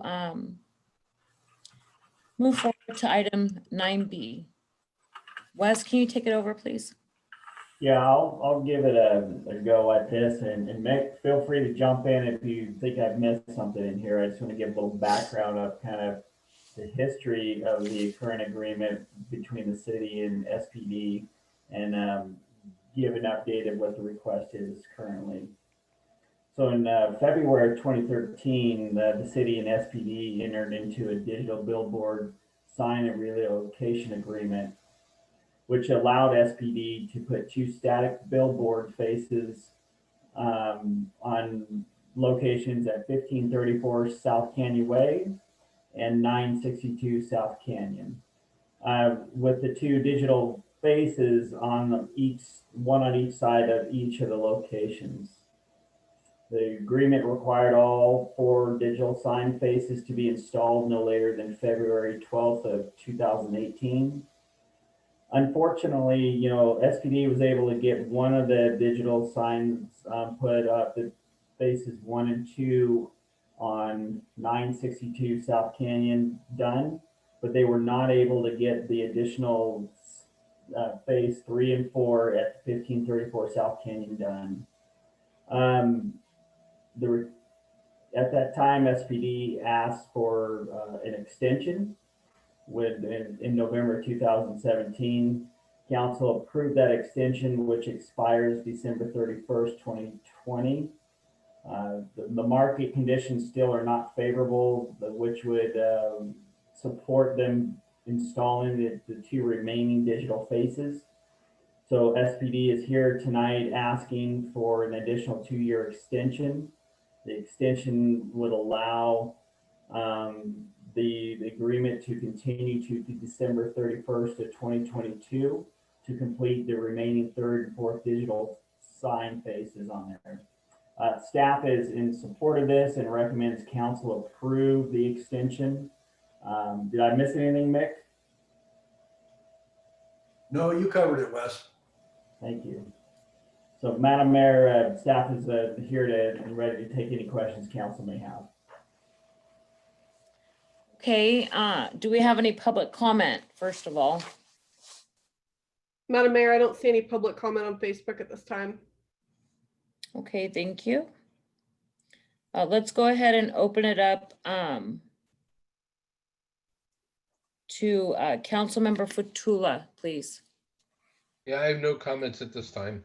Okay, great. Councilmember Douglas? No comments, thank you. Councilmember Burris? No comments. Mayor Pro Tem Loman? No questions, thanks. And Mayor Mendoza has no questions as well. Do I have a motion? Motion to approve? I'll second. Okay, I've got a first and a second. I'm gonna do a roll call. Fatula? Aye. Douglas? Aye. Burris? Aye. Loman? Aye. Mendoza? Aye. Motion carries. This brings us to item 9C. Staff presentation by Lori's on our line 2. Are you online? I didn't. Good evening. Yes, I am, but I think that Brian Egan's going to start out on this item. Oh, it's both you guys in combination. Nice. Yes. Sorry, you guys. I had to turn the overlights on, so I don't have much light in here. Okay, great. Chief, can you go ahead and start the presentation, and then we'll have Lori finish up. Absolutely. Thank you, Mayor. So this item is seeking direction from council to move forward with city staff seeking funding for a tactical water tender for the city of Colfax, a volunteer fire department. It will be in addition to the fleet, but it'll also be a replacement of an existing piece of apparatus that's served its life and needs to be replaced. I don't want to see the city invest any more money in that piece of apparatus. So a tactical water tender simply is a water tender that is a fire service water tender. This particular water tender is designed in the concept of being a short wheelbase, all-wheel drive water tender with a rated fire pump, so that it fits the environment that we'll be using it in not only the city of Colfax, the surrounding footprint of the area around the city of Colfax. Within the city of Colfax, there are 3 separate areas that aren't hydrant protected, and so this apparatus would be key to that. So from that, what else can I fill the council in on this item? I can jump in with some things, I guess, at this point. Yeah. Let's have you jump in, and then Chief, come back with questions after we go to public comment, and then we'll go through the normal council. I'd like to just back up a little bit. Staff was not my understanding that we're asking for moving forward with a recommendation on purchase this evening, but we've laid out here for you the current equipment, and on the fiscal impacts that are on page 2, you can see that we have built up some reserve funds, capital funds for fire. As of the end of September, we had about $141,000 in those 2 funds. When we put our budget together last year for the 2 years, the items there in the second chart on page 2 are the items that we put in as estimated needs for the next 2 years for fire capital. And that adds up to about a total of $503,000 for those items. And I recognize that these things probably need to be updated. These estimates were given a while back. At the time that we did the budget, we said we'd look at our mid-year review and see where we were at with moving forward on whether we needed to expend general funds on fire capital. We have gone ahead and taken the steps of talking with USDA. They have given us grant funding in the past. They also offer loan programs. Right now they have loans with rates at 2.125%. That's the rate they have until the end of December. Vehicle loans are available for up to 20 years or the life of the equipment, and facility improvements are available for up to 40 years. They also said that there may be grant funding available, and how they calculate the amount is it's based on the community's income level. You qualify as a percentage of your total purchase. The community income rating that they're currently using for Colfax puts us at the 15% level. That doesn't mean that that's a guaranteed amount. That's just up to the amount that we could qualify for. The data that they're using is dated, and we've come across this in other grant items outside of fire. Also, when we've looked at CDBG and some other grant programs, it might behoove the city to actually do a income survey to get a true rating so that we could possibly qualify, excuse me, for higher level percentages. The gentleman from USDA had indicated it could go up to as high as 55% of the cost, but he was very careful to say most of the grants range in the amount of 30 to 50,000, and that grant funding is dependent on their annual budget, which is not anticipated before January. So we would like to look at what it would cost for us to do a citywide income survey for consideration going forward, and that we will continue to pursue our opportunities with USDA. Sorry, Madam Mayor, if I may, I want to kind of jump in here and kind of tie the discussions together. The other piece of this staff report for council is, you know, at a previous council meeting, council provided direction to staff to pursue looking at a potential merger option with the county, which the staff has currently done, and we're waiting for that proposal to come forward. So what we really would like to see tonight is, one, get feedback from council is, you know, if what we presented tonight in the direction we're going is correct. But if it is, that we'd like for council to authorize us to continue to still pursue the financing for the water tender, in correlation with the also the potential merger of the volunteer fire department.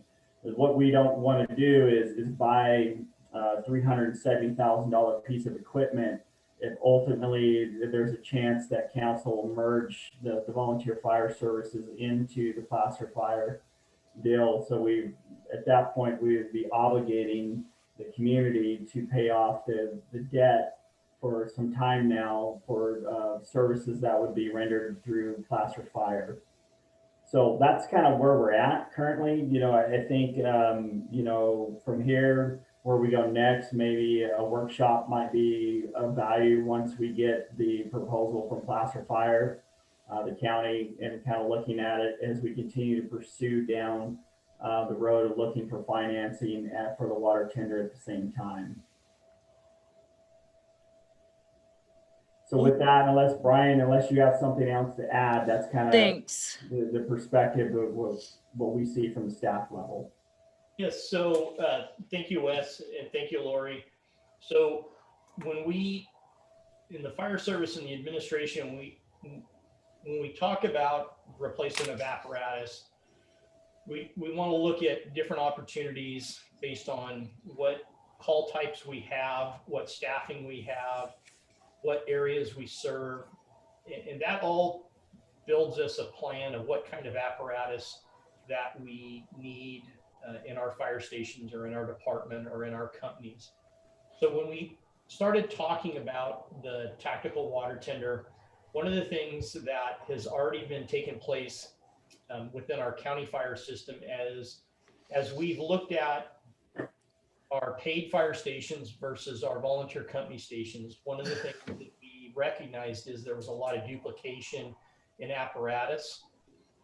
A lot of the apparatus that staffed stations were bringing to the incident were the same apparatus sitting in the volunteer stations.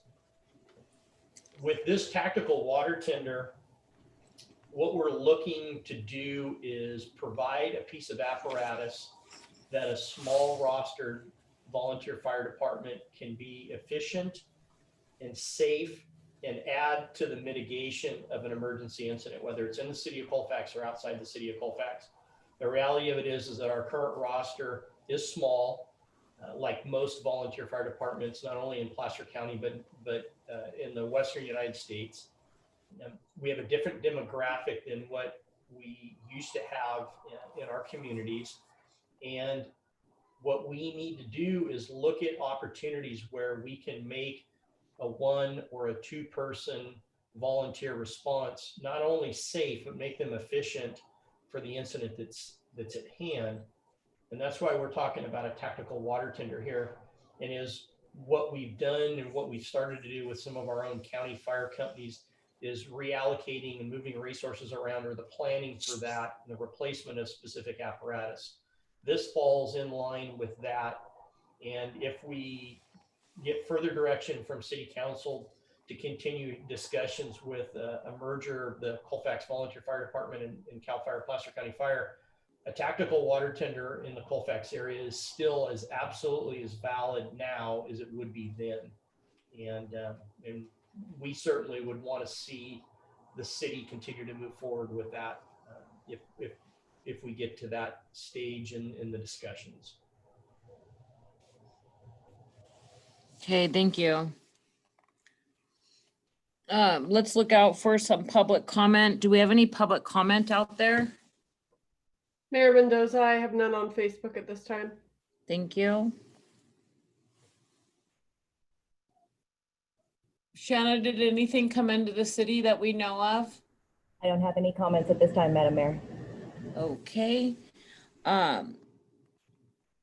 One question that I do have that's just kind of jumping out at me, and then I'll ask, and then I'll go through the other council members, is Chief Egan, we're an at-risk community, correct?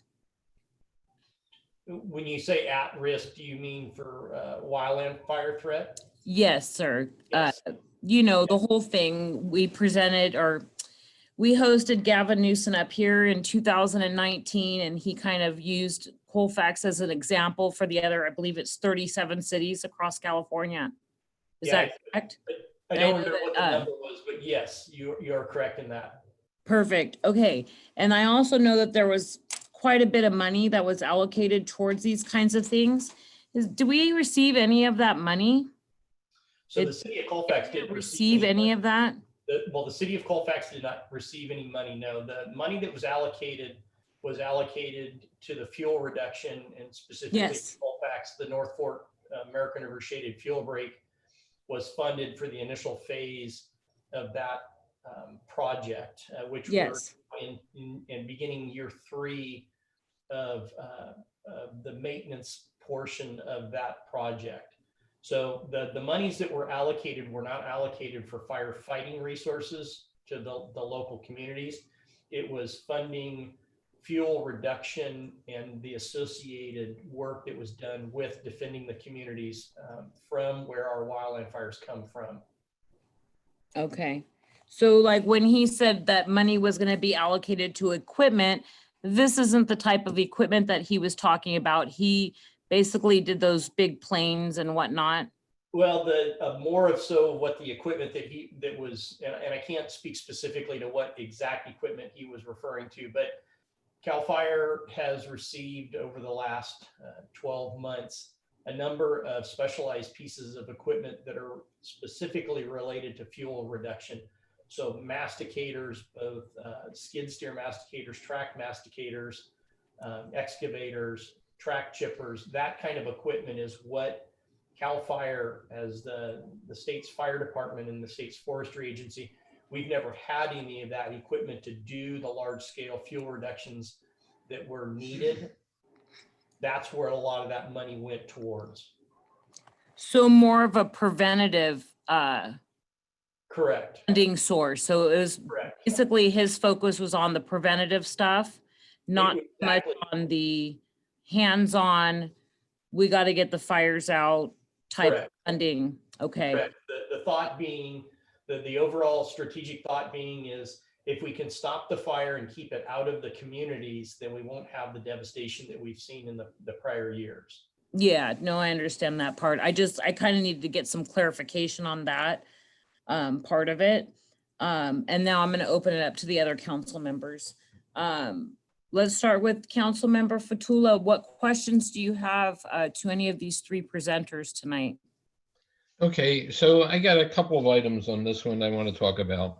So first of all, the fundamental thing that this should drive would be the ability for our residents to get coverage in insurance so that they don't get dropped by their insurance companies, or for the residents to get a reduced rate because we're improving the fire safety in the area. So I don't know if that means going from like an ISO level 4 to 3 to 2, but somewhere's in there, it's got to have a payback that says this makes sense for the residents and the businesses in the area. So when I look at this and I say, like, if we were to put all options on the table, so is this the right piece of equipment or not? That's one question I think that Brian was trying to answer there. Should the fire departments somehow be merged, work together differently?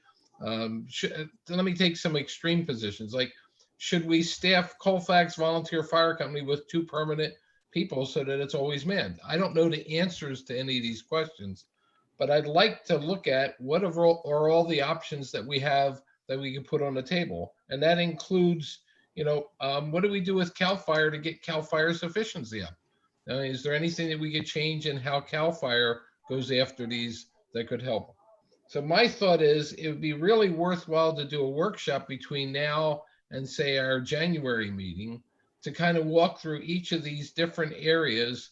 So we get kind of all the issues on the table to say, does this have any effect on where we're at? I'd like to invite, if we did a workshop, I would like to invite the California State Insurance Commissioner up here to talk to us. I'd like to get the top 3 or 4 insurance companies that are insuring people in Colfax in here.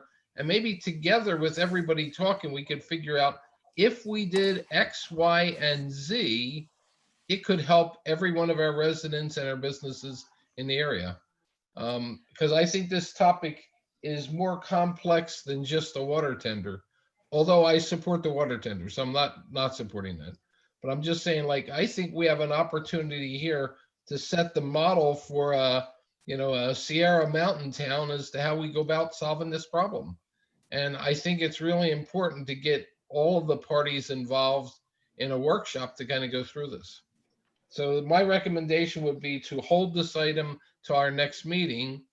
Staff can do their analysis on funding and stuff like that, so we don't delay things.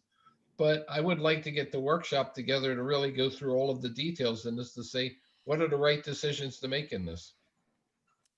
So, Joe, you're saying a workshop before the beginning of the year? Is that what I'm hearing you say? Well, before the next meeting where we would schedule this. Okay, because I mean, we're in the holidays and I think we're all going to be going on break. So yeah, I just don't know. I mean, if we're going to talk about workshops, I'd like to see that pushed out a little bit. But getting back to your point, so you're saying do a workshop. Yeah, my focus of the workshop fundamentally would be, how do we improve coverage for our residents for insurance? How do we improve getting rate reductions for our residents for insurance? And what are the right things that we should be putting on this list to do? For instance, potentially merging the 2 organizations together may have no effect on it, or it may have a huge effect on it.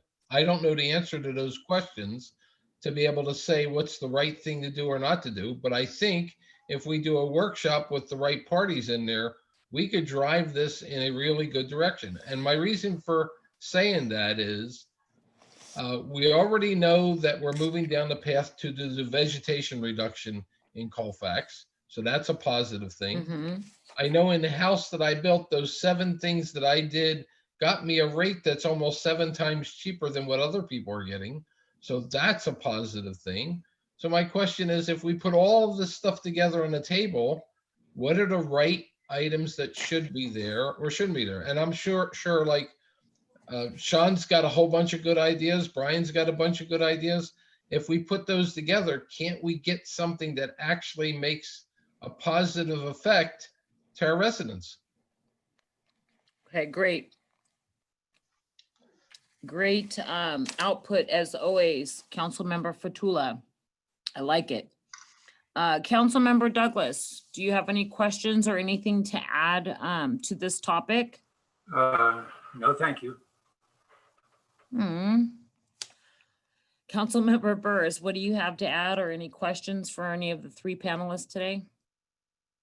Presenters, I mean. Trinity, you're on mute. You're on mute. Oh, sorry, one sec. There you go. Start over. Whoop. There you go. Sorry about that. So it sounds to me like staff is looking for recommendation on, how to proceed from here and what direction we want to take the conversation in, and very supportive of the water tender. Definitely that's something that I want to make sure that we have at our disposal in the area. It sounds like there's a couple distinct different things that they're asking for recommendation on, and I like where Joe's going with the idea of a workshop to get some public input, because as far as the merger, that's kind of, I'm looking at that sort of separately from the water tender itself. That's something that I think we need to have that discussion with the public. We need to have the public input, because having your own fire department as a city is something that's, it's a unique identity, and it's something that's important to some people, and they should have the opportunity to have their voice heard. so we can talk about that and then talk about how that relates to whatever fiscal, incentives may or may not be on the table. And then, how operationally that may or may not change things. And that's something that I think needs to be a well-rounded conversation with the public. And I think we do need to be able to have that more open format so we can discuss in the nitty-gritty detail, what a proposal looks like and what kind of changes it would entail. I would love to see a workshop, and I'd agree with you, Marnie. I think that later in January is probably a bit appropriate. Yeah, for sure.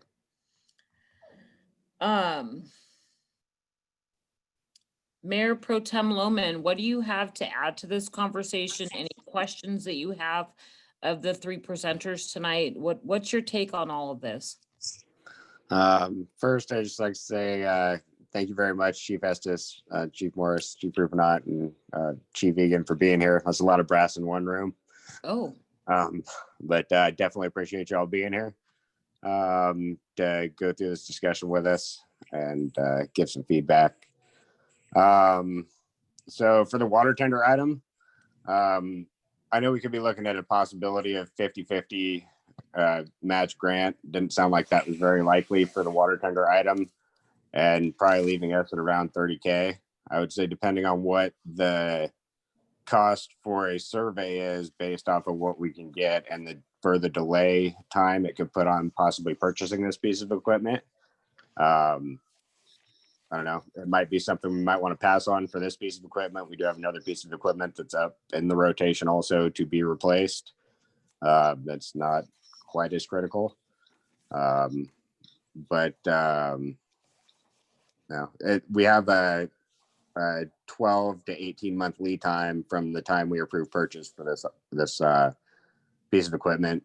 If purchasing it now, even if we did, I would say if we did decide, after a workshop and reaching out, we know this is between and chiefs, you can correct me if I'm wrong. We think this is the best piece of equipment, regardless of who's providing the fire protection in the city and the surrounding area. This piece of equipment is going to definitely add to the capabilities of the local area and the area as a whole, correct? Yeah, thank you, Sean. Yes, and this is the same model that we're using with our Placer County Fire volunteer companies, is looking at providing them the resources that support the frontline fire engines that are arriving. The reality of it is I can get fire engines all day long to fires.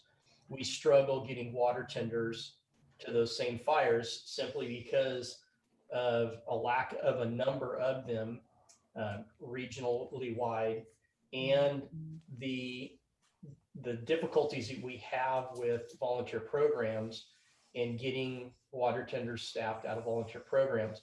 If I can get a water tender on the road with one person, that's a functionally operational, safe piece of equipment on an emergency scene. The same volunteer on a fire engine, although we would never necessarily turn them away, they're bringing the same thing that we already have there that we can get more of if we need them. And so as we look at this holistically throughout the whole region, what we're trying to do is pair our paid fire stations and use Colfax Cal Fire Station 30 as that paid hub station in the Colfax area. We have 2 paid full-time fire engines at that station. They're staffed 24 hours a day, 7 days a week, year round.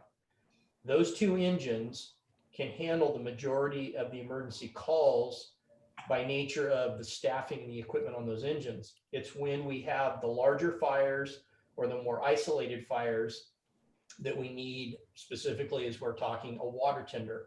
And so if you took that holistic view and said, if Colfax Cal Fire Station 30 is the hub station, that's the paid station for that region, and then one or both of the Colfax volunteer stations have the support apparatus that the Cal Fire Station in Colfax doesn't have, and I can get one volunteer, which is the average response on that water tender, then they're coming with something that's a definite value to mitigate the emergency. On top of that, that one person can safely operate that piece of equipment at the scene, and they don't have to be paired with another engine company or another company so that they have a partner to work with on the fire ground. Does that help clarify a little bit better? Yes, thank you very much, Chief, for that. So regardless, this is going to be a very important piece of equipment for the county and the city. At the very least, if we ask Placer County to come in and fully manage our fire department, or if we reach out to Placer Hills Fire, which I'm going to suggest we also do, so we get a holistic look at what other fire services that are paid full-time staff can offer us too in the area, might be a good idea. But no matter where we go from here, this piece of equipment will be valuable and could also be used as a bargaining chip when looking for a deal. And it would be something that if we reached out to Placer County, we'd have a better chance of keeping in the city and not having it reassigned someplace. Like I know Placer County in the lower area has a water tender that's available, or that's maybe looking for a home soon. That just gives us that other piece of equipment that's already here that would have a better chance of being tied to Colfax also. So I would say for the water tender purchase, it'd be better to move on and maybe even forego that if we're relatively sure after talking with USDA a little bit more that we're going to be in that lower end, or we find out we're going to have to expend $20,000 to possibly get a $30,000 grant in the near future. Possibly just looking at making that purchase either by financing or if we have general fund money available before the July cutoff, putting that money into the purchase and doing that sooner rather than later. For the workshop, I think that's a great idea. I think we should take a holistic approach and definitely look at the ISO rating and what steps do we need to take to get insurance companies more interested in insuring our residents, and also what is the best thing that we can do as a city to provide the best fire protection for our residents in the surrounding community. So I'm all for having a workshop, but I would like to offer the direction that we do that also sooner. I know getting it before that first meeting in January is going to be tough. So maybe before the second meeting in January, if we can schedule it there, and then also provide direction to staff that we reach out to Placer Hills Fire Department and see if they're interested in providing a proposal also. Okay, so Sean, this is Joe. Let me try to convert that into a motion. Yep. So, and see if I captured all this right. So our motion would be to instruct. So Joe. What? I'm not finished yet. Oh, sorry. My comments still. Madam Mayor, this is Wes again. When it's appropriate, I'd like to ask a follow-up question of Battalion Chief Egan as well too. Okay, great. So, when I used to live down in Lincoln, I was on a 10-acre ranch, and my pops, Ed Zimmerman, was the station head down there. And he always talked about how important it was to get the water tender out. That person that has that water tender is key. So I do see why we need it. And I actually thought that we were going to get some of the funding for equipment, but I guess I didn't understand that piece of Gavin Newsom's plan. So I'm totally for this. And I do like the idea of doing the workshops, Joe. So I just think that time-wise, we need to strategically look at that to put that together. I do want to have some type of open forum to get as much dialogue in as we can from the city citizens and make sure that they're in support of this. And Wes, what do you have? All right, thank you, Madam Mayor. I'd be remiss if I didn't, because I've had conversations with Brian Egan and some of the comments, and I just want to ask if this is still valid or not. If the merger were to occur, would CAL FIRE have a water tender that they would provide for the volunteer services here at that time, so that we wouldn't need to capitalize and finance this large piece of equipment? or is it best to just kind of move forward with this purchase at this time? I'm just looking for clarity.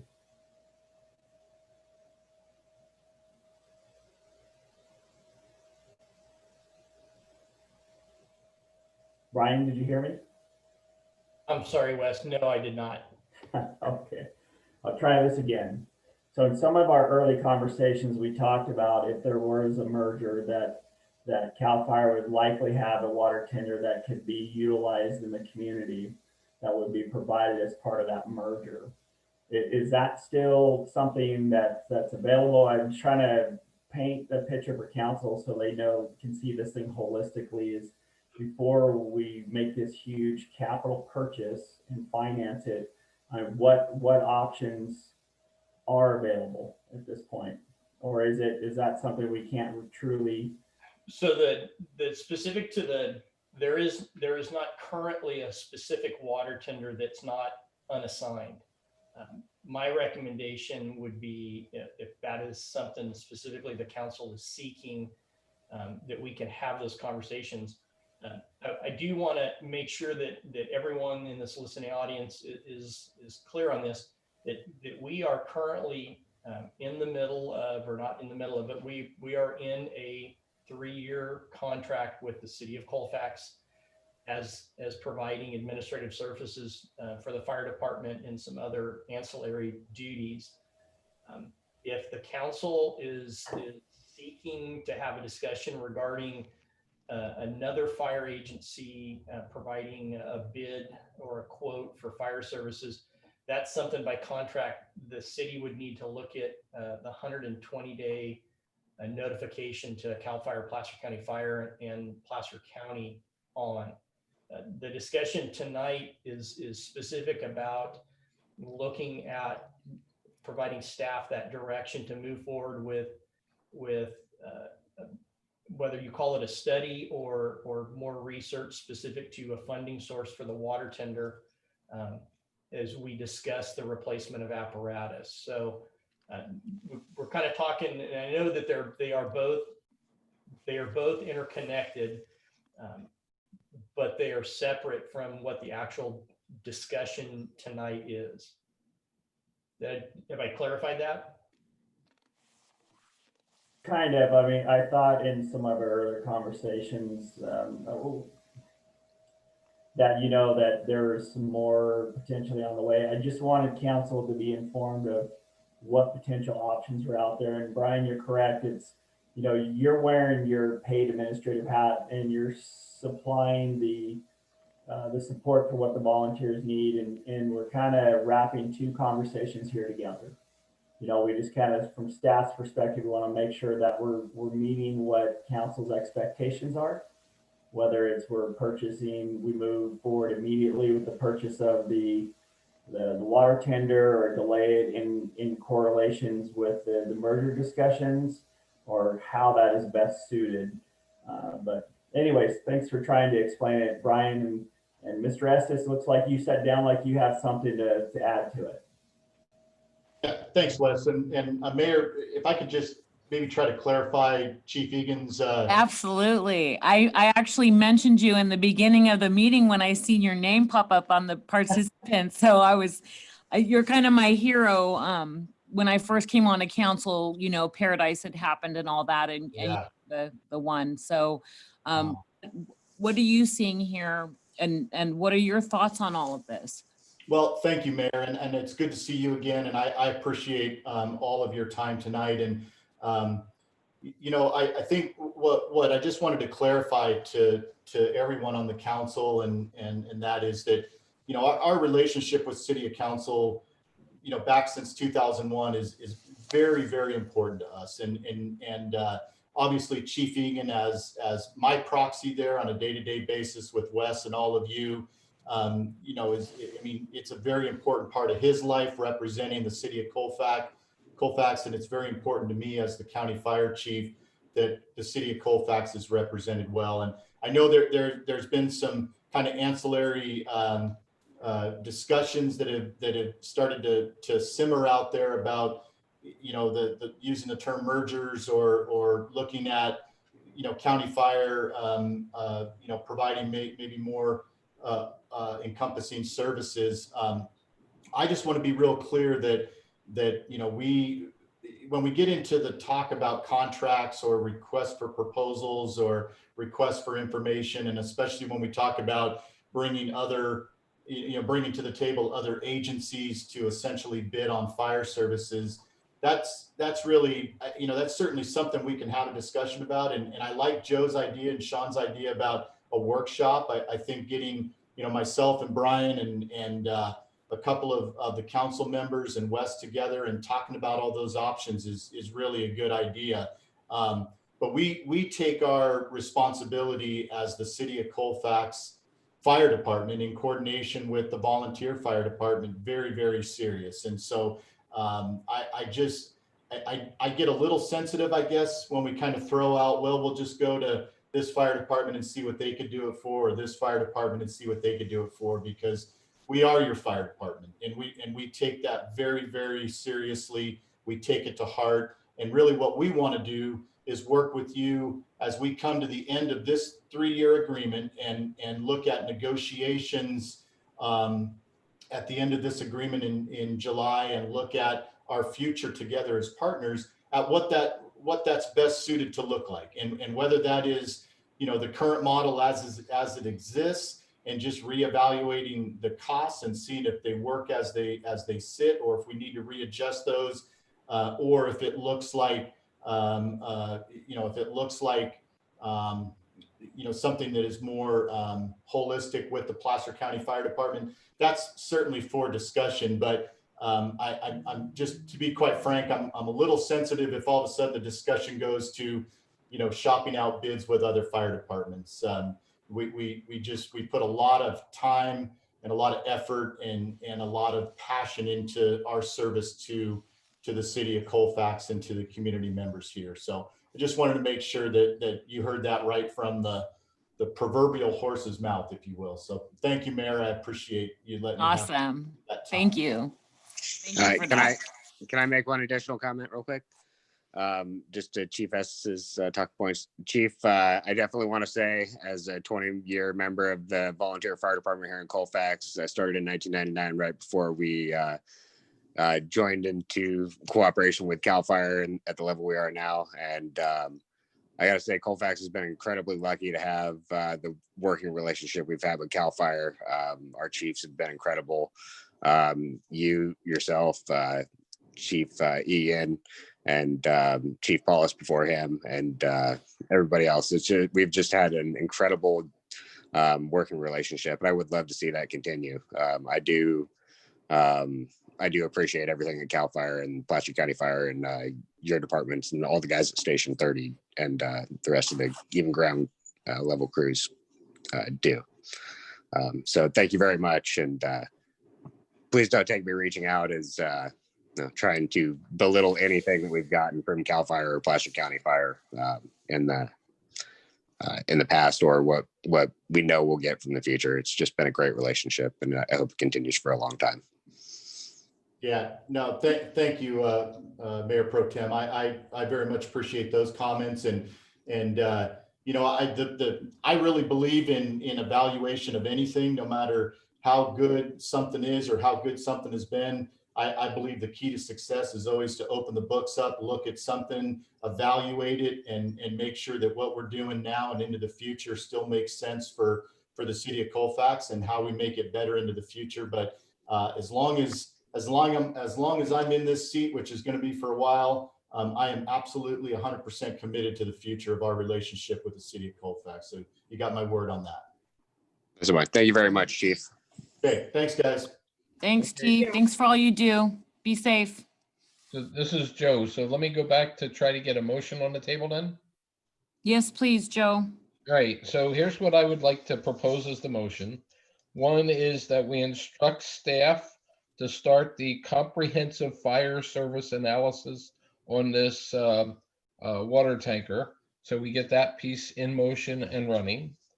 And second, we instruct staff to get a workshop scheduled with representatives from the state insurance office plus some of the local insurers that are providing coverage for our community, plus CAL FIRE, of course, plus our local volunteers, of course, and plus our community residents, with the focus on what can we do to better serve our community from a overall fire insurance perspective.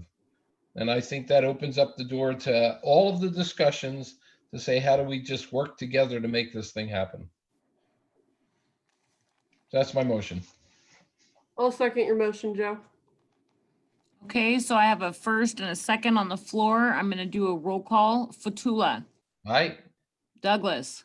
Aye. Burris. Aye. Loman. Aye. And Mendoza is an aye. Motion carries.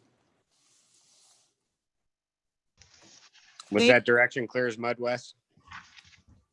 Thank you to all fire Yeah, chiefs. so I apologize. I just want to make sure that I have direction.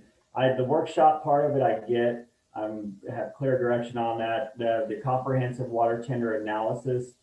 I'm asking, is that part of the workshop that we bring information to, or is No, that that's separate? two separate. No, that's a separate piece, Wes. Okay, then I'm clear now. Yep. Perfect. Thanks, Wes. Let's see here. Where are we at? 9D. 9D. D is in dog. Oh, 9D. The results of the November 30 elections, Colfax City Council members and treasurer.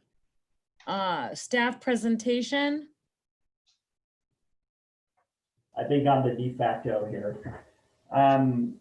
Thank you, Madam Mayor. The general municipal election that was held on November 3rd, there were 3 candidates that ran to fill 2 positions, and the city treasurer ran unopposed. The official canvass of the votes established that Marnie Mendoza, David Ackerman were duly elected to the office of members of the Colfax City Council. Tim Ryan was duly elected to the office of the city treasurer. So staff tonight is recommending that council approve the resolution declaring the results of the general municipal election held on November 3rd. We're here for comments if you have any. And Madam Mayor, this step is required by law. The election code says that at the first meeting after the official canvass of the election, the city is supposed to adopt a resolution declaring the results of the election. So this step is necessary before you can swear in the elected officials. Okay, Mick, and do I open this up to public comment and then go through the council members' comments, or how does that part work? What you can do is ask for public comment. You should certainly do that. And then it really there's really not much for the council to do except for make a motion to adopt the resolution. Okay, perfect. Okay, so do we have any public comment out there? Yes, we do. So I do have a comment. Tom Parnham says, "Thank you, Kim, for 8 years of selfless service to the city of Colfax. You will be missed." Shauna, did you have anything emailed or any public comment in any of those other areas of streaming?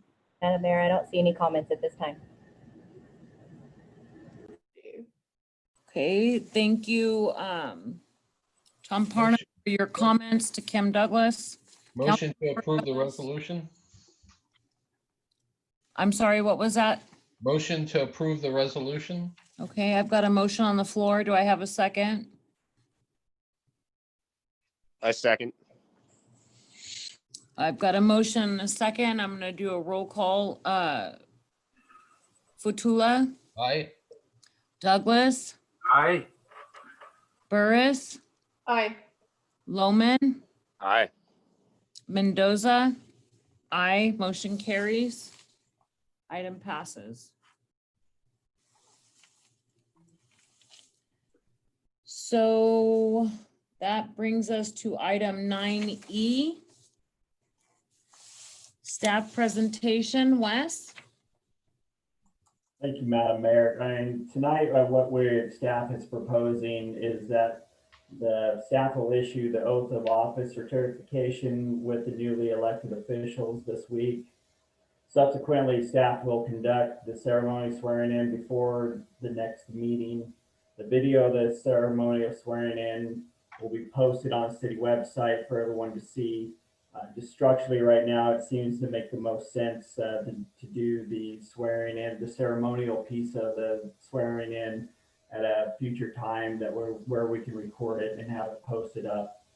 Again, the oath of office, the certification that is required will be completed timely, and so we can get the new officers ready to take seat. Mick, did I miss anything on that?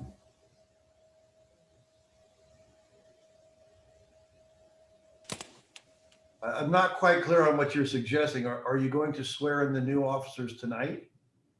No, we are going to swear in the officers separately at another time, and you know, at least the ceremonial piece of it, we're raising a hand in their front of and doing it at a different time, but we are actually going to have the oath of office certification completed here timely this week with the council members, the signing. So Wes, I think we need clarification on whether or not they will be taking their seats tonight in order to participate in the next part of the meeting. Yeah, because if they're not seated, they're not able to vote. That's correct. And the code says that the council is supposed to meet at the meeting at which the declaration of the election results is made, and then install the officers and then choose a mayor and mayor pro tem. So they have to be sworn in tonight. So David is online, right? Affirmative. Awesome. Hi, David. How you guys doing? Great.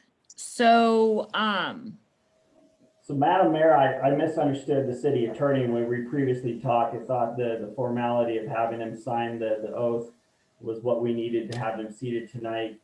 And the ceremonial raising of the hand and swearing in was something that we could do at a different time. Well, no, you didn't misunderstand. If you're going to have them sign the oath of office tonight, that's fine. You don't have to do the raise the hand and ceremonial swearing in tonight, but they need to take the oath, which means they need to sign that.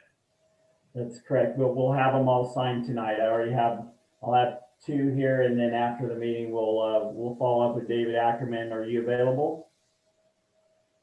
I could be, yes. yeah, David, we're gonna need a wet signature from you tonight. Okay, what's the best way to go about doing that? Come to City Hall. Come to City Hall. Okay, just tell me when, and I could drive down there. And doesn't that have to be done before we do the next step? Yes. I would think so, yes. He needs to be sworn in so that we can move forward on the action item 9F. So can I make a proposal that we can take a 15-minute break and David Ackerman can come to City Hall? Yeah, let's take a 15-minute break. Sounds good. All right, I'll see you guys soon. Okay. Thanks for being flexible, David. And Kim, thank you so much for all your services, community. We know even though you won't be on the council, you'll be serving this community, continuing to serve. Yes, thank you, Kim. Background. Thank you, Kim. Thank you, Kim. Hey, I have a few parting words to say goodbye. Please. Okay. First, I'd like to say goodbye by mentioning that it was 8 years ago. It was one of the proudest moments in my adult career where I stood before the city council and was sworn in front of the American flag with 48 stars, with my wife on one side and my high school daughter on the other side. At that time, I thought my 11th grade class in Promise and Democracy would prepare me for this first adventure in local government. Along with that, I reasoned that having a major in psychology at college would be enough for me to work smoothly with the 10 councilmen and the 4 city managers that I've experienced over an 8-year period. But I've learned that that schooling was insufficient. It was really the school of hard knocks that taught me more than all my college education. Also, I was brought up believing that hard work, perseverance, and teamwork is enough to bring success. But I've learned the hard way that the slow-moving wheels of bureaucracy are enough to thwart our well-meaning, dedicated city council. I've always thought our 5 members of the city council were like our 5 fingers, each unique, each had a talent, and working together, we could bring Colfax a diamond in the rough as a polished gem.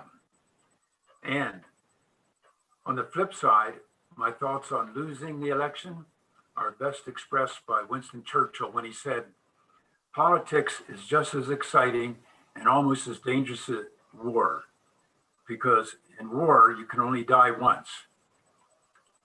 And lastly, I want to thank the local city government that fosters an environment that encourages citizens to give back to the community, a community that not only has the best elementary and high school system in Placer County, but the best place to live in California. And in 2 years, there'll be another election. And like a weed in the springtime, I will reemerge. Thank you. Oh, that was good. Tim, I love you. Thank you. I'll be back. All right, so we're on our 15-minute break.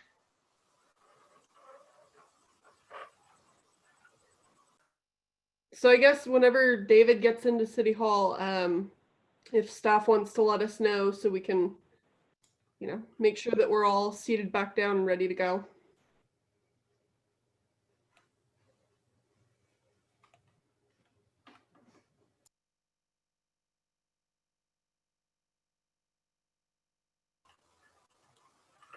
Wes, are you still there?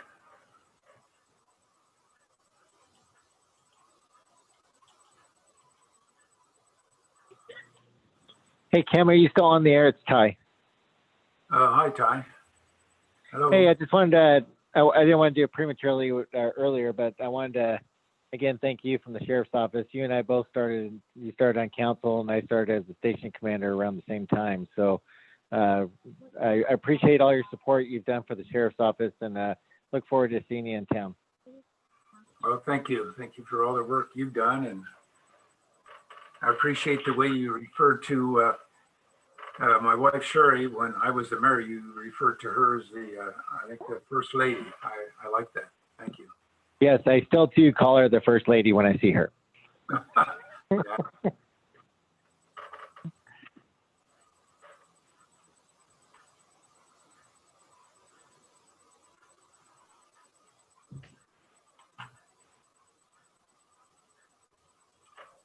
Wes, are you there?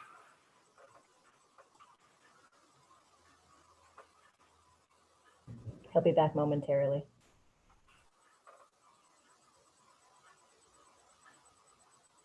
There's a couple of comments on there in the chat for you, Cam, from Christy Parnham too.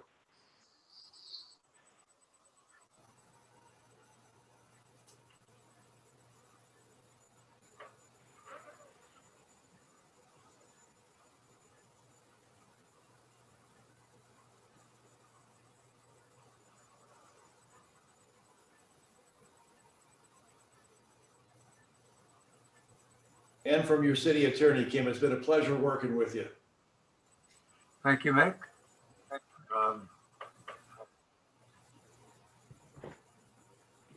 I had a question for Wes, but I guess he's on break. Yeah, I think he ducked out as soon as possible. He'll be right back, guys. Sorry, Kim, I'm here. Oh, I was just, wondering, there's a SACOG meeting in a couple of weeks. Now, is that going to be taken over by Trinity or Joe? Well, currently the secondary, I think Trinity just popped up. I think she mentioned earlier, she's going to cover to now for now. And then the first meeting in January, we'll be doing council committee assignments. Okay, could you repeat that? There's a meeting coming up in about a week and a half. Does she do that? For So SACOG? I already spoke to the executive director, and I will be doing the December 17th meeting. Okay, good. Thank you. He did also ask me to specifically request the board for the following year, so I do plan to do that. Excellent.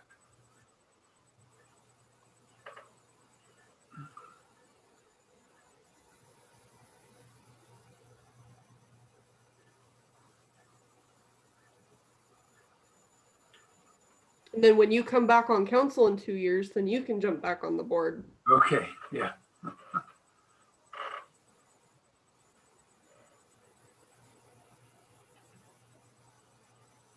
I'll keep your seat warm. All righty, sounds good.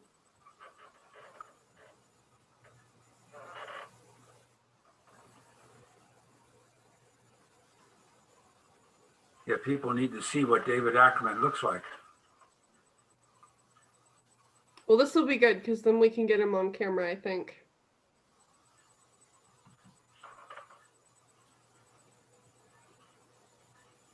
Nice thing about Colfax is we all live so close, it's not really possible to take more than 15 minutes to get to City Hall. Right.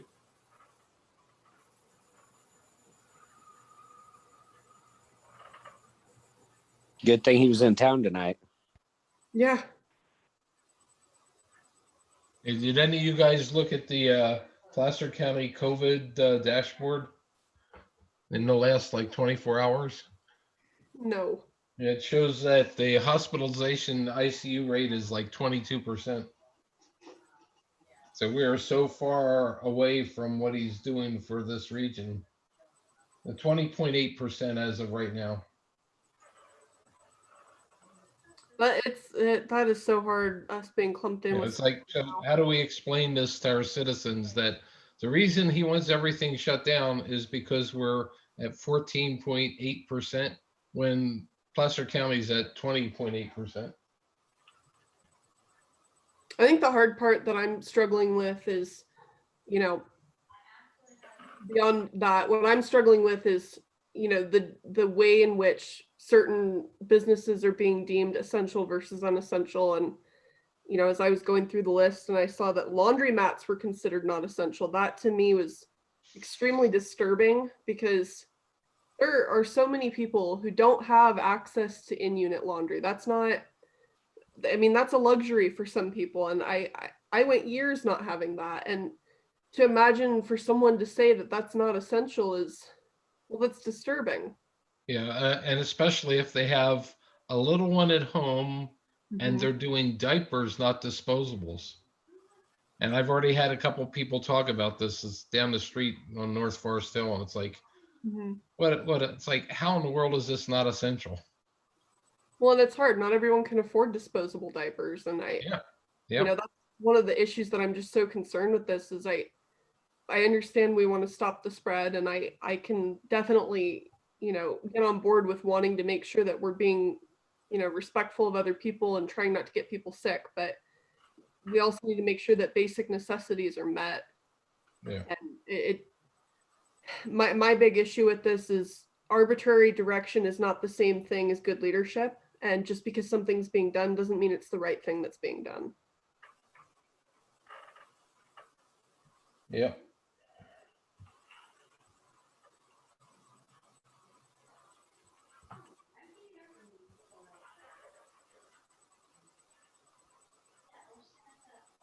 And the other effect that we're going to see is when you shut everything down for 3 weeks before Christmas, that's one of the biggest buying seasons of the year that carries most businesses through January and February.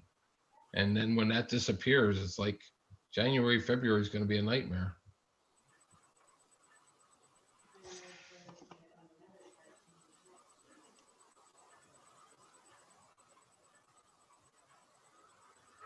I hope David's not stopping at the Red Frog to get a drink on the way over here.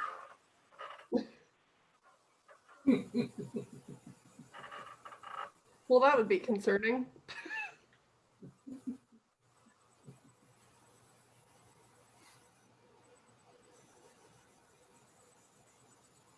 I don't know. After you have to watch all the rest of this last meeting, you might need to get a drink to calm his nerves before he comes down.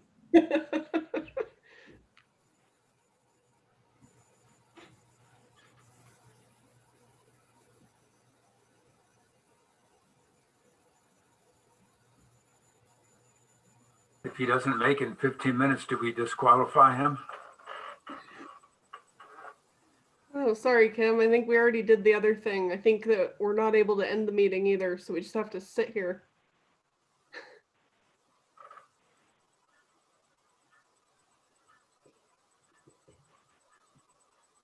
Well, you don't have to end it, but you can continue it.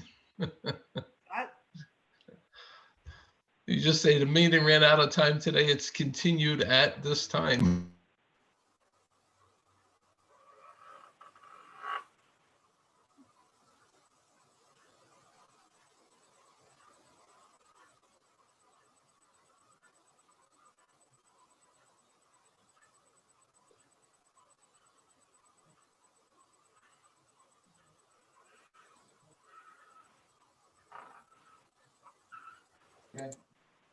Hey, guys.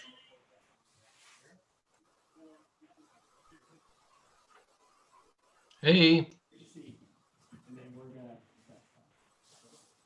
Stand by. Stop, L.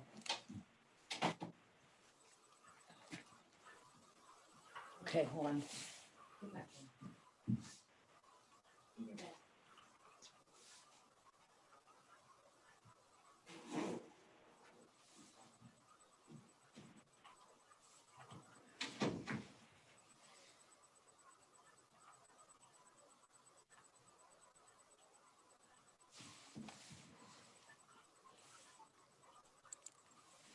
Okay, everybody. Ooh. We are back. Madam Mayor, I can attest that all members of the new official members of the council and the treasurer have all been sworn in and have signed their certificate of oath. So we can proceed. So now we will move on. We are back at our regular meeting, coming back in from break. And we are on item 9F. Mick, if you wouldn't mind, could you cover this one? Sure. This is the part of the meeting, Laura, you've now seated your new council. This is the time for the council to select its mayor and its mayor pro tem. I think it was last year, the council adopted a policy whereby the mayor pro tem is anticipated to rotate into the mayor's chair, and then the balance of the council then the council will It's your choose first vote, bud. its mayor pro tem for the ensuing year. So the appropriate thing for council to do now is make its nominations for mayor and take a vote. Once that's concluded, it would be for the new mayor to call for nominations for mayor pro tem. I'd like to make a motion for Sean Lohman for mayor. I'll second that. Okay, I've got a first and a second to, we're nominating Mayor Pro Tem Sean Lohman to sit as your mayor. I'm going to do a roll call. Councilmember Fatula. Aye. Councilmember Ackerman. Aye. Councilmember Burris. Aye. Mayor Pro Tem Lohman. Aye. And Mayor Mendoza, or I guess I'm council member now. I swore in as council member. Is that right, Mick? That is correct. Okay, council member Mendoza is an aye. Okay. And now the gavel gets passed to the new mayor. And the new mayor, Mayor Lohman, now you would call for nominations for mayor pro tem. All right. Thanks, everybody. I really appreciate it. That's awesome. I'm extremely honored to be mayor this time around.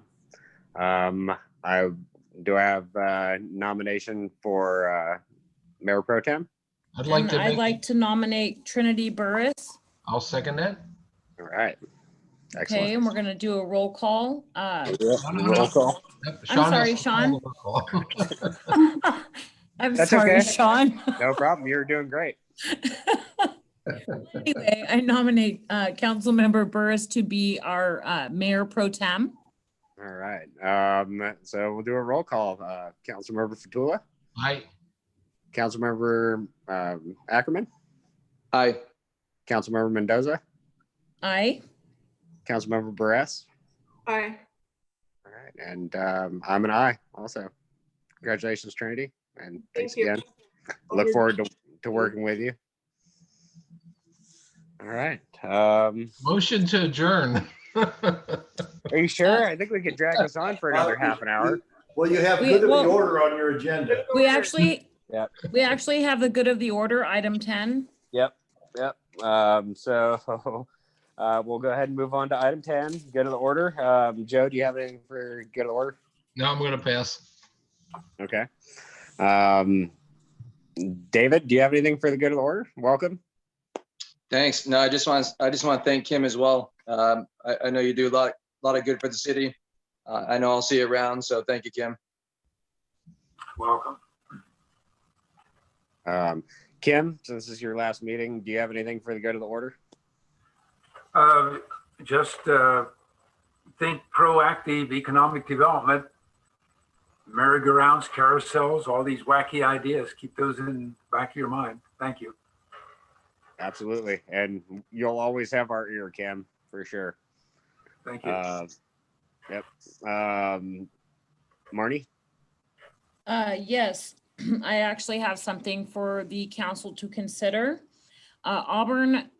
The city of Auburn did a resolution on endurance events, and I don't know if any of you know what the Tevis Western State 100-mile endurance is with the horses.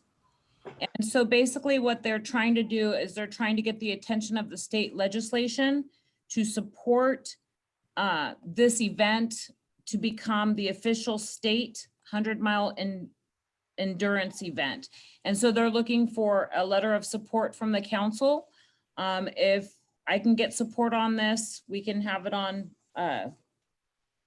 2021's agenda to be able to be in support of that, so we can get our legislation to support that.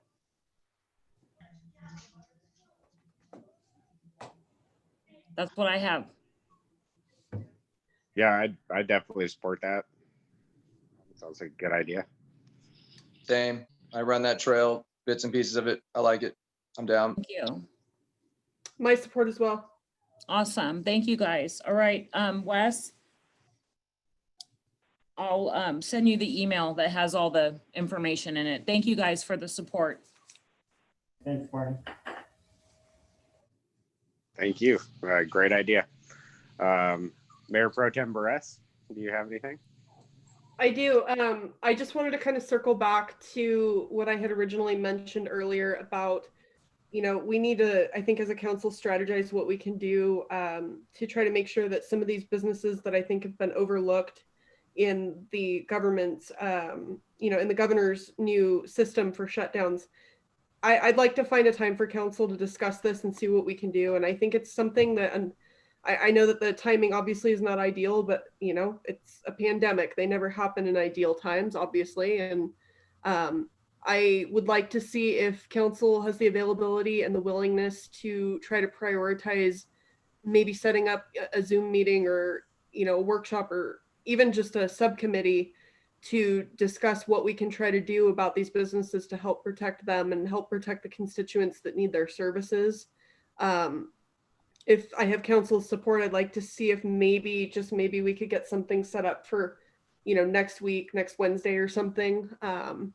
Totally flexible to what sounds good to you guys, but I just think this is something that can't wait for a discussion. I would support you on that, Trinity. I also support that. I think a subcommittee would be a good idea. That way we can get it done quicker. Yeah. Trinity, I'm in total support of that, and we'll continue to help push anything that's coming from the state around our businesses. So we could do just a Zoom workshop. That way Yeah. everybody wants to be involved can be. I mean, I'm okay with that as long as staff is okay with that. I don't feel like it needs to be something that I don't think it should take more than an hour or two to, kind of iron out what we can try to do. But we need to figure out something in the immediate term and maybe even just discuss the boundaries of, because at the end of the day, we just need to recognize the fact that this is going to mean some defiance between us and the state. And we need to kind of set some parameters as to what it is, what we're communicating to the public as far as us shielding these businesses from any impacts. And that's kind of the discussion that I'd like to have to make sure that, again, some businesses that are truly essential are being protected so that people have the ability to access their needs. So if it's going to involve a quorum of the council or more, you'll have to call a special meeting and conduct it as such. Okay, and I have no problem with that if the rest of council's okay with that. I'm also okay with a subcommittee of people on the council. If more than two people feel an absolute burning desire to contribute to this, then that's fine. But if we have two council members who'd like to spearhead this, I'm okay with letting my fellow council members, take the reins on this if anyone else is burning to be part of it. But otherwise, I'm happy to be part of a subcommittee. Yeah, if we did this as a special meeting of council, then we can actually make a decision to do it if we agreed. That is true. So it might, I think Mick's got a good point there. We may just want a special council meeting to do this because it is an emergency type condition. So does the rest of the council? With that. Yep. So can we direct staff to get something set up for next week? Yeah, I think we can. Awesome, thank you. Wes, can you do that? Did we lose him again? No, I'm here. Yeah, we'll get it figured out, get stuff going on. And just remember, bear with me. I don't have a city clerk right now, so we'll try to pull something together. Is there any information that Trinity or somebody else has available that we can put on for the agenda, or do we just want to have this as kind of an open discussion item? I would like it to be open discussion, and then I can provide information and time for the agenda to go out. Perfect, thank you. Yeah, Trinity, it might be worthwhile if you just drafted up a paragraph or two to describe what it is. And that way it makes it real clear for everybody. I'll do that and make sure that it's over to City Hall in time for it to be included with the agenda. Thank you very much. Great. All right. If that's all you had, Trinity, I don't have anything else for the good of the order. Sanitors on the 19th. Hope to see everybody there. And congratulations again, David. And thank you again, Kim. Thank you. All right. Can I get a motion to adjourn? So moved. Seconded. All right. Call it unanimous? Yep. All right. Thanks, everybody. Have a good night. Yep. Good night. Bye, guys. Good night, everybody, and welcome, David, Council Member Ackerman. Thank you. Welcome, David, and thank you, Kim. Okay. Good night. Yes, thank you, David. Council Member Douglas. Thanks, guys. Thank you.